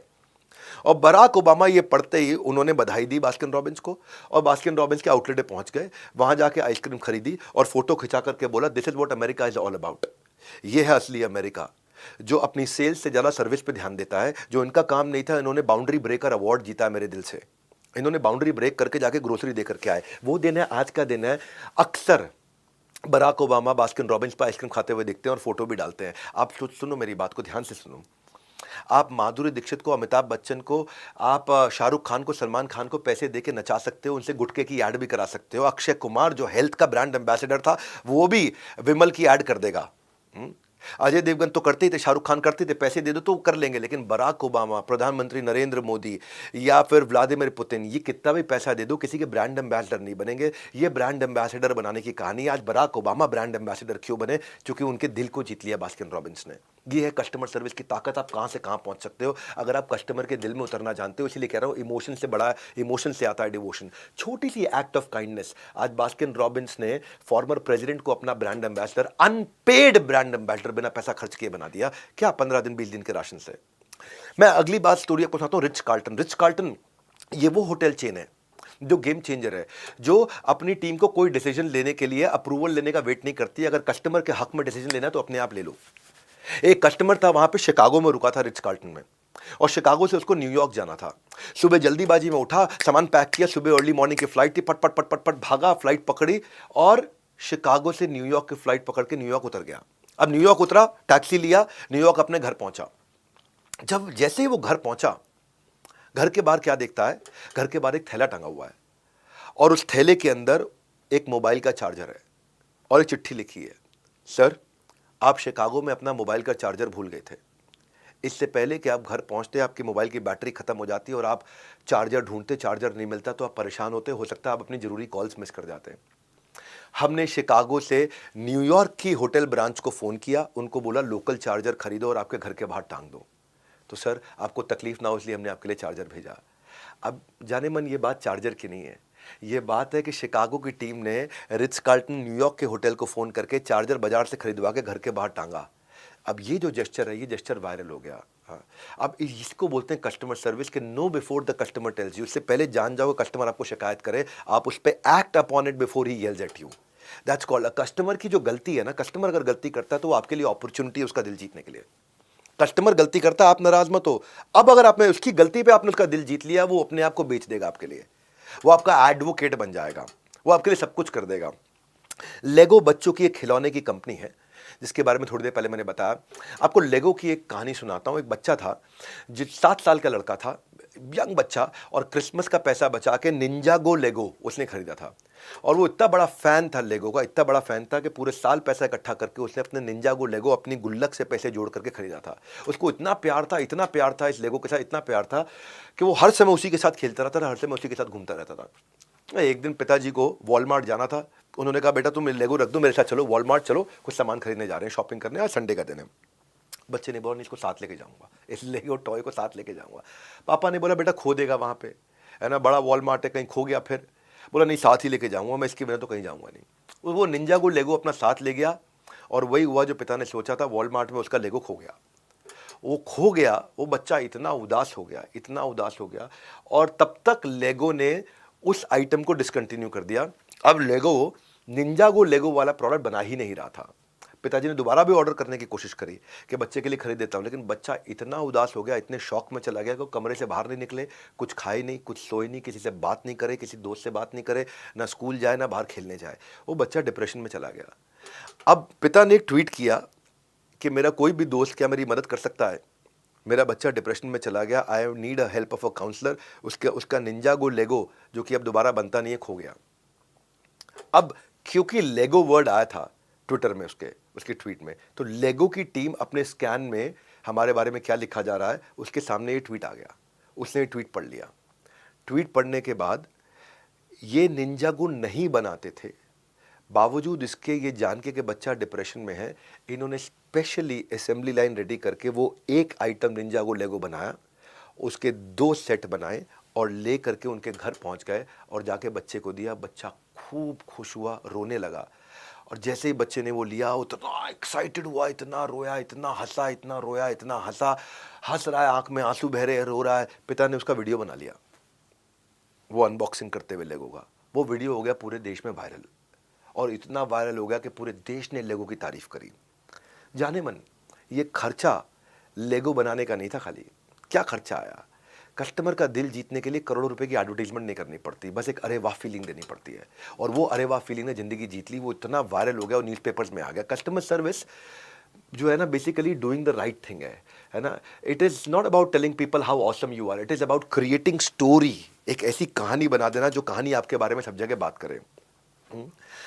वॉल्ट डिज्नी कहते हैं कि जो भी आप करते हो इतने अच्छे से करो, इतने अच्छे से करो, कस्टमर उसको दोबारा देखने भी आए और साथ में अपने दोस्तों को भी लेकर के आए, अपने रिश्तेदारों को भी लेकर के आए। मैंने भी जब कई फ्रेमवर्क्स ऐसे बनाए हैं, और वो फ्रेमवर्क्स मेरे लीडरशिप फनल के इतने चाव से, इतने मन से बनाए। जैसे ये प्रोग्राम बनाया मैंने आज 10 डे MBA, ये सबको फ्री में देने के लिए बनाया। ऐसे मेरे फ्रेमवर्क्स हैं लीडरशिप फनल के, जिसकी लोग कस्में खाते हैं और अपने बिजनेस को 10-10, 20-20, 100-100 गुना बढ़ा देते हैं। 52 हफ्तों के 52 फ्रेमवर्क। मैं ये 52 फ्रेमवर्क बनाए जो कि 1 साल तक आदमी इंप्लीमेंट करता है लाइव क्वेश्चन आंसर्स के साथ में। ये इसके साथ BB कोच भी देते हैं। ये मेरा एक नया प्रोडक्ट है जो मैंने लॉन्च किया था, हाँ, इस प्रोडक्ट का नाम क्या है? इस प्रोडक्ट का नाम है बीबी इम्पैक्ट। मेरी अगली कहानी है यूनाइटेड एयरलाइंस की। यूनाइटेड एयरलाइंस ने एक बार ऐसा अद्भुत काम किया कि ये कहानी है बेसिकली न्यूयॉर्क से, जर्मनी से न्यूयॉर्क में फ़ोन आया है एक लड़के को, यंग लड़के को, कि आपकी माँ इतनी बीमार है, इतनी बीमार है कि वो आज या कल तक शरीर छोड़ देगी। उम्मीद कर रहे हैं हम उसको कल तक सर्वाइव करा देंगे, लेकिन वो आपसे आखिरी बार मिलना चाहती है, आपका आखिरी बार चेहरा देखना चाहती है। इस बंदे ने यूनाइटेड एयरलाइंस की फ़्लाइट पकड़ी, न्यूयॉर्क से लंदन, लंदन से जर्मनी इसको जाना था। और जब ये फ़्लाइट में बैठा, कट टू कट लंदन पे उतरते ही इसकी जर्मनी की अगली फ़्लाइट थी, हीथ्रो। और ये जब फ्लाइट में बैठा एयरक्राफ्ट में, तो वहाँ पे एयर होस्टेस आई कि हमारा एयरक्राफ्ट 2 घंटा डिले चल रहा है, आगे कुछ ऐसा इशू आ गया जिसके कारण हम लोग 2 घंटा लेट जाएंगे। इसको जब पता चला तो इसको समझ में आया कि मैं लंदन से अगली फ्लाइट मिस कर दूंगा और माँ का आखिरी बार चेहरा नहीं देख पाऊंगा, जिंदा माँ से मिल नहीं पाऊंगा। इसको सोचते सोचते रोना आ गया और रोने लगा। ये रोते रोते रोते रोते आजू बाजू के पैसेंजर्स ने देखा तो एयर होस्टेस को बुलाया। एयर होस्टेस आई, पूछा क्या हुआ? तो बोला आपकी फ़्लाइट 2 घंटा लेट चल रही है, मेरी आगे लंदन की फ़्लाइट मिस हो जाएगी, माँ से आखिरी बार मिलना था, मिल नहीं पाऊंगा। बहुत उदास था। एयर होस्टेस बेचारी क्या करे, फ़्लाइट 2 घंटा लेट है तो लेट है। पर वो गई पायलट के पास में, पायलट को बोली ऐसे ऐसे एक बंदा रो रहा है, उसको माँ से आखिरी बार मिलना है, उसकी माँ मरने वाली है और उसको जर्मनी पहुंचना, लंदन से कनेक्टिंग फ़्लाइट है, क्या करे? पायलट में इतनी एम्पैथी थी, यूनाइटेड एयरलाइंस ने उनको सिखाया कि पायलट ने अपने सीईओ को फ़ोन किया, बोला लंदन से जो जर्मनी की फ़्लाइट है आप उनको बोलो कि वो आधे घंटा वेट कर ले लंदन में, मैं रास्ते में 1.5 घंटा कवर करा दूंगा और 2 घंटे का टाइम कवर करा के इसको फ्लाइट पकड़वा देंगे वहां से। अब सोचो कि यूनाइटेड एयरलाइंस के सीईओ ने जर्मन एयरलाइंस के सीईओ को फोन किया और उनको बताया, रिक्वेस्ट की, ऐसी ऐसी कहानी, आधा घंटा आप लेट करो। 1.5 घंटा इसने कवर किया, कवर करके इसने लंदन लैंड कराया। वहाँ उनका क्रू था जो हाई स्पीड पे इनको दूसरे बोर्डिंग गेट पे ले गया जहाँ से उनका बोर्डिंग पास रेडी था। उसने जाकर के वहाँ फ्लाइट पकड़ी जर्मनी के लिए। जर्मनी की फ्लाइट पकड़ के ये अपने घर की तरफ टैक्सी लेकर के भागा, पहुँचा और जैसे ही घर पे पहुँचा तो माँ को देखा और माँ के साथ इसने गले लग गया। माँ ने भी हाथ खोले, इसने भी हाथ खोले और एक दूसरे के गले लगे। माँ भी रोई, ये भी रोया और उसके 5 मिनट के बाद माँ ने दम तोड़ दिया। अब ये खबर पूरी दुनिया में फैल गई, ये ब्रेकिंग न्यूज़ बन गई कि यूनाइटेड एयरलाइंस की बदौलत आखिरी बार माँ अपने बेटे से मिल पाई, मरने से पहले मिल पाई। Son says final goodbye to mother, ये CNN पे, उसके बाद पूरी दुनिया में एक खबर फैल गई। अब यूनाइटेड एयरलाइंस के पायलट ने एक छोटा सा काम किया। एयरलाइंस जो इवैल्यूएट होती है कि अपना शेड्यूल मैनेज करे, एयरलाइंस इवैल्यूएट की जाती है कि on time departure, on time arrival पे। उन्होंने वहाँ पे लंदन में फ्लाइट लेट कराई, यहाँ से कवर अप किया, बहुत मेहनत करी। Now this is called, what is called customer service, कि आज हम उनकी कहानी सुन रहे हैं यहाँ पे। आज कस्टमर सर्विस का मतलब यही, ये एक नया बैटल ग्राउंड बन गया, युद्ध स्थली बदल गई। खाली प्रोडक्ट युद्ध नहीं है, अब सर्विस युद्ध बन चुका है कि सर्विस आप कितनी अच्छी दे पाते हो, कितनी एम्पैथी रख पाते हो। फेडेक्स का नाम सुना है आपने? फेडेक्स का एक ब्रांड प्रॉमिस है, एब्सोल्युटली पॉजिटिवली ओवरनाइट डिलीवरी, रातों रात डिलीवरी करके ही देंगे हम। आप आज कोई सामान भेजो न्यू दिल्ली से न्यूयॉर्क, 1 दिन में हम पहुंचा देंगे। आप मॉस्को से मैनहट्टन 1 दिन में पहुंचा देंगे, मुंबई से मॉस्को 1 दिन में पहुंचा देंगे। That is what FedEx is all about. Covid का टाइम था और देहरादून में एक मां ने बच्चे को जन्म दिया। अब वो बच्चे की जो दादी थी वो मुंबई में थी, वो आना चाहती थी देहरादून में अपनी बेटी से मिलने के लिए, अपने पोते से मिलने के लिए आना चाहती थी, लेकिन क्योंकि कोविड था निकल नहीं पाई, परेशान थी। उसने कहा कम से कम गोंद के लड्डू बना करके कोरियर कर देती हूँ, बेटी कम से कम लड्डू खा लेगी, जब लॉकडाउन खुलेगा तो चली जाऊंगी। लड्डू बनाए बड़े चाव से, बड़े प्यार से, वो लड्डू बनाने की बड़ी एक्सपर्ट थी। लड्डू बना के पैक किया, फेडेक्स वालों को बुलाया, बोला देहरादून में ये मेरी बेटी के घर पे छोड़ दो। फेडेक्स वाला ऑफ कोर्स डब्बा लेकर के अपनी स्कूटी में डाल करके मुंबई एयरपोर्ट से दिल्ली एयरपोर्ट, दिल्ली एयरपोर्ट से देहरादून एयरपोर्ट, देहरादून एयरपोर्ट से फेडेक्स के ऑफिस से स्कूटी में बैठ के पहाड़ों से घूमता घूमता वो देहरादून घर पे डिलीवरी करने जा रहा था। पहाड़ों पे जब चल रहा था तो आगे आगे स्कूटर, उसके आगे ट्रक, और ट्रक का पिछला पहिया स्कूटी के अगले पहिए को टच कर गया। टच करने पे वो लड़खड़ाया, उसका एक्सीडेंट हो गया। एक्सीडेंट हुआ, वो गिरा, उसको चोटें भी आई और लड्डू का पार्सल गिर के टूट के बिखर गया और लड्डू सारे सड़क पे फैल गए।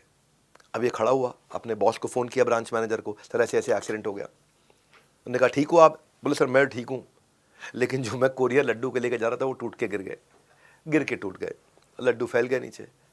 अभी सोचने लगा क्या करें। बोला आप अपना ध्यान रखो और एक काम और करो। बोले क्या सर? देखो जरा डब्बे में 2-3 लड्डू, 4 लड्डू कुछ बचे हुए ठीक ठाक साफ सुथरे, जो सड़क पे गिर गए उनको छोड़ दो। बोले हाँ सर अभी तो है लड्डू, 8-10 लड्डू दिखाई पड़ रहे हैं मुझे। बोले ये ले आओ तुम ब्रांच में। वो लेके ब्रांच में पहुंचा तो देखा कि ब्रांच मैनेजर के दिमाग में कोई आइडिया चल रहा था ब्रांच मैनेजर ने पूरी टीम इकट्ठी करी, लड़कियां भी लड़के भी। बोले देखो जरा लड्डू चख के, ऐसा लड्डू कोई बना सकता है? तो वहीं एक लड़की बोली मैं बना दूंगी ऐसे लड्डू। अब देखते ही देखते फटाफट बाजार से सामान लाया गया। गोंद के लड्डू के लिए जो आइटम चाहिए होती थी वो सब आइटम, पंजीरी ये वो सब आइटम ले गया, बेसन वेसन आटा वाटा देसी घी ड्राई फ्रूट सब ला के, चीनी वीनी ला के लड्डू बनाने शुरू। अगले 4-5 घंटे में लड्डू तैयार। अब ब्रांच मैनेजर को पहला लड्डू खिलाया गया, सर टेस्ट करो। खाया, लड़की ने भी खाया, देखा स्वाद सेम नहीं है। जो पहले लड्डू कुरियर पे आए थे और ये जो आए इसमें थोड़ा सा फर्क है। नहीं परेशान, अब क्या करें? ब्रांच मैनेजर की एम्पैथी इतनी ज्यादा थी दिल में, उसको नेक्स्ट आइडिया आया। उसने दादी को फोन लगा दिया मुंबई में। नमस्कार जी। बोले हाँ नमस्कार। और जी हम ना गोंद के लड्डू का कॉन्टेस्ट रन कर रहे हैं, अगर आपकी रेसिपी सिलेक्ट हो गई तो आपको अवार्ड दिया जाएगा। और दादी बोले मेरी क्यों नहीं करोगे रेसिपी सिलेक्ट, हो मैं तो लड्डू की एक्सपर्ट हूं। दादी ने फट फट फट फट फट सब बता दिया कि लड्डू में ये सब सामान डलता है। उनको समझ आया भाई एक चीज़ ये मिस कर गए थे। बाजार गए फट से, वो चीज़ लेकर के आए, दोबारा लड्डू बनाना शुरू किया। 3-4 घंटे 5 घंटे फिर लगे, फिर नए लड्डू रेडी हो गए और अब खा के देखा सेम स्वाद आया। फिर ये लड्डू जा करके दे करके आए वहाँ पे बेटी के घर पे देहरादून में, और बोला जी आपकी माँ ने लड्डू भेजे आपके लिए। बेटी ने लड्डू खाए, माँ को फ़ोन करके धन्यवाद बोला, माँ भी बड़ी खुश, चलो फेडेक्स ने मैं लड्डू पहुँचा दिए। बेचारा ब्रांच मैनेजर सोच रहा था हमने ना फिर भी चाहे कुछ होना हो हमने गलती कर दी, लड्डू माँ के हाथ के नहीं थे, लड्डू हमारे रिसेप्शनिस्ट के हाथ के थे। इन्होंने मुंबई में जाकर के माँ से माफ़ी मांगी, और जी हमसे गलती हो गई। पहले माँ थोड़ी नाराज़ हुई, लेकिन मैं बोली तुमने बहुत अच्छा किया यार, बहुत अच्छा किया। ये स्टोरी अमेजॉन प्राइम को पता चली।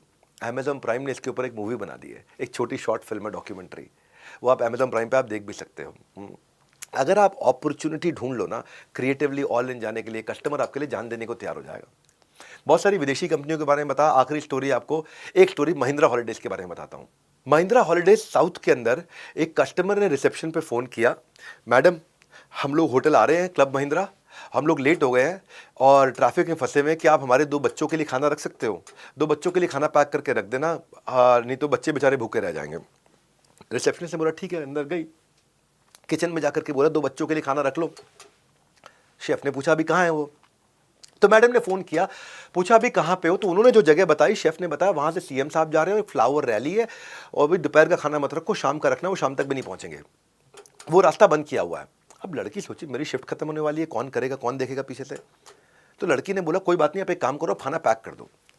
लड़की ने खाना पैक कराया बच्चों का, और उसी रास्ते पे चली गई उल्टी साइड से जहाँ जाम नहीं लगा हुआ था, और वहाँ से ड्राइव करते करते पहुँची और ढूंढ के अभी कहाँ हो, अभी कहाँ हो, अभी कहाँ हो, अभी कहाँ हो, फॉलो करके दूसरी साइड से आकर के स्कूटी दूसरी साइड पार्क करके जैम वाली साइड पे पैदल चल के आई, और उनको बोला कि जी अभी तो जैम लंबा लगना था, अगले 5-6 घंटे तक आप जैम में रहते और बच्चे भूखे रह जाते, जैम में तो कोई खाना मिलेगा नहीं ट्रैफिक जैम में, इसलिए मैं खुद ही खाना लेके आ गई।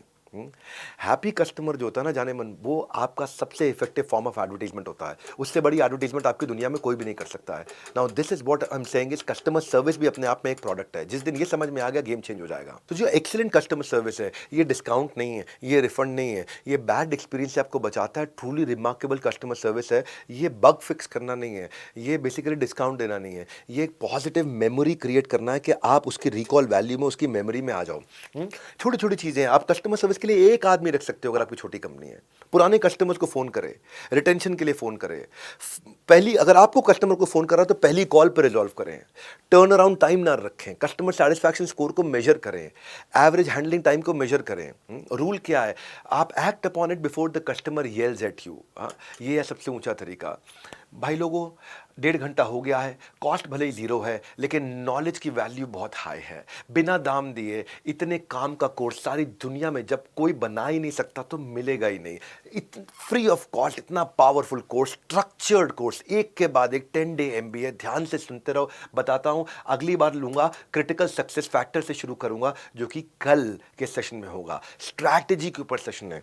अब आपने प्रोडक्ट बना लिया, आपने सर्विस एटीट्यूड बिल्ड कर लिया, आपने स्टार्टअप को समझ लिया, अब किस स्ट्रैटेजी के साथ जाना है, क्या क्रिटिकल सक्सेस फैक्टर होंगे, लीडरशिप पाइपलाइन क्या होगी, ये सब कल बताऊंगा आपको। स्कोर बोर्ड स्ट्रैटेजी क्या होती है, इशू बेस्ड स्ट्रैटेजी क्या होती है, सिनेरियो एनालिसिस क्या होते हैं, फ्रेमवर्क्स कैसे बनाए जाते हैं, कॉम्पिटिटिव कोलैबोरेटिव स्ट्रैटेजी क्या होती है। सारा कल का सेशन 1.5 घंटा स्ट्रैटेजीज पे होने वाला है। और परसों मार्केटिंग के सारे आइडियाज दूंगा, चाहे वो गुरिल्ला मार्केटिंग हो, वैल्यू एज मार्केटिंग हो, एम्बुश मार्केटिंग हो, आप कैसे सोशल ट्रस्ट मार्केटिंग करोगे, एम्बिएंट एक्सपीरियंशियल रेसिप्रोकेशन मार्केटिंग करोगे। हर रोज बड़ा स्ट्रक्चर्ड लर्निंग होने वाली है। आज की क्लास पर यही फुल स्टॉप लगा रहा हूं, लेकिन नॉन स्टॉप लर्निंग आगे भी यूं चलती रहेगी। अब बस नहीं 10 करना है, 10 दिन में दे रहा हूं आपको सालों का क्रक्स। आज की क्लास कैसी लगी, अपना रिव्यू जरूर शेयर करें। इस 10 डे एमबीए को ज्वाइन करने के लिए, रीडिंग मटेरियल पढ़ने के लिए और अभी के अभी असेसमेंट को अपीयर करके 75% मार्क्स से ऊपर लेने के लिए आप सबका हृदय की गहराई से प्रेम पूर्वक बहुत बहुत धन्यवाद।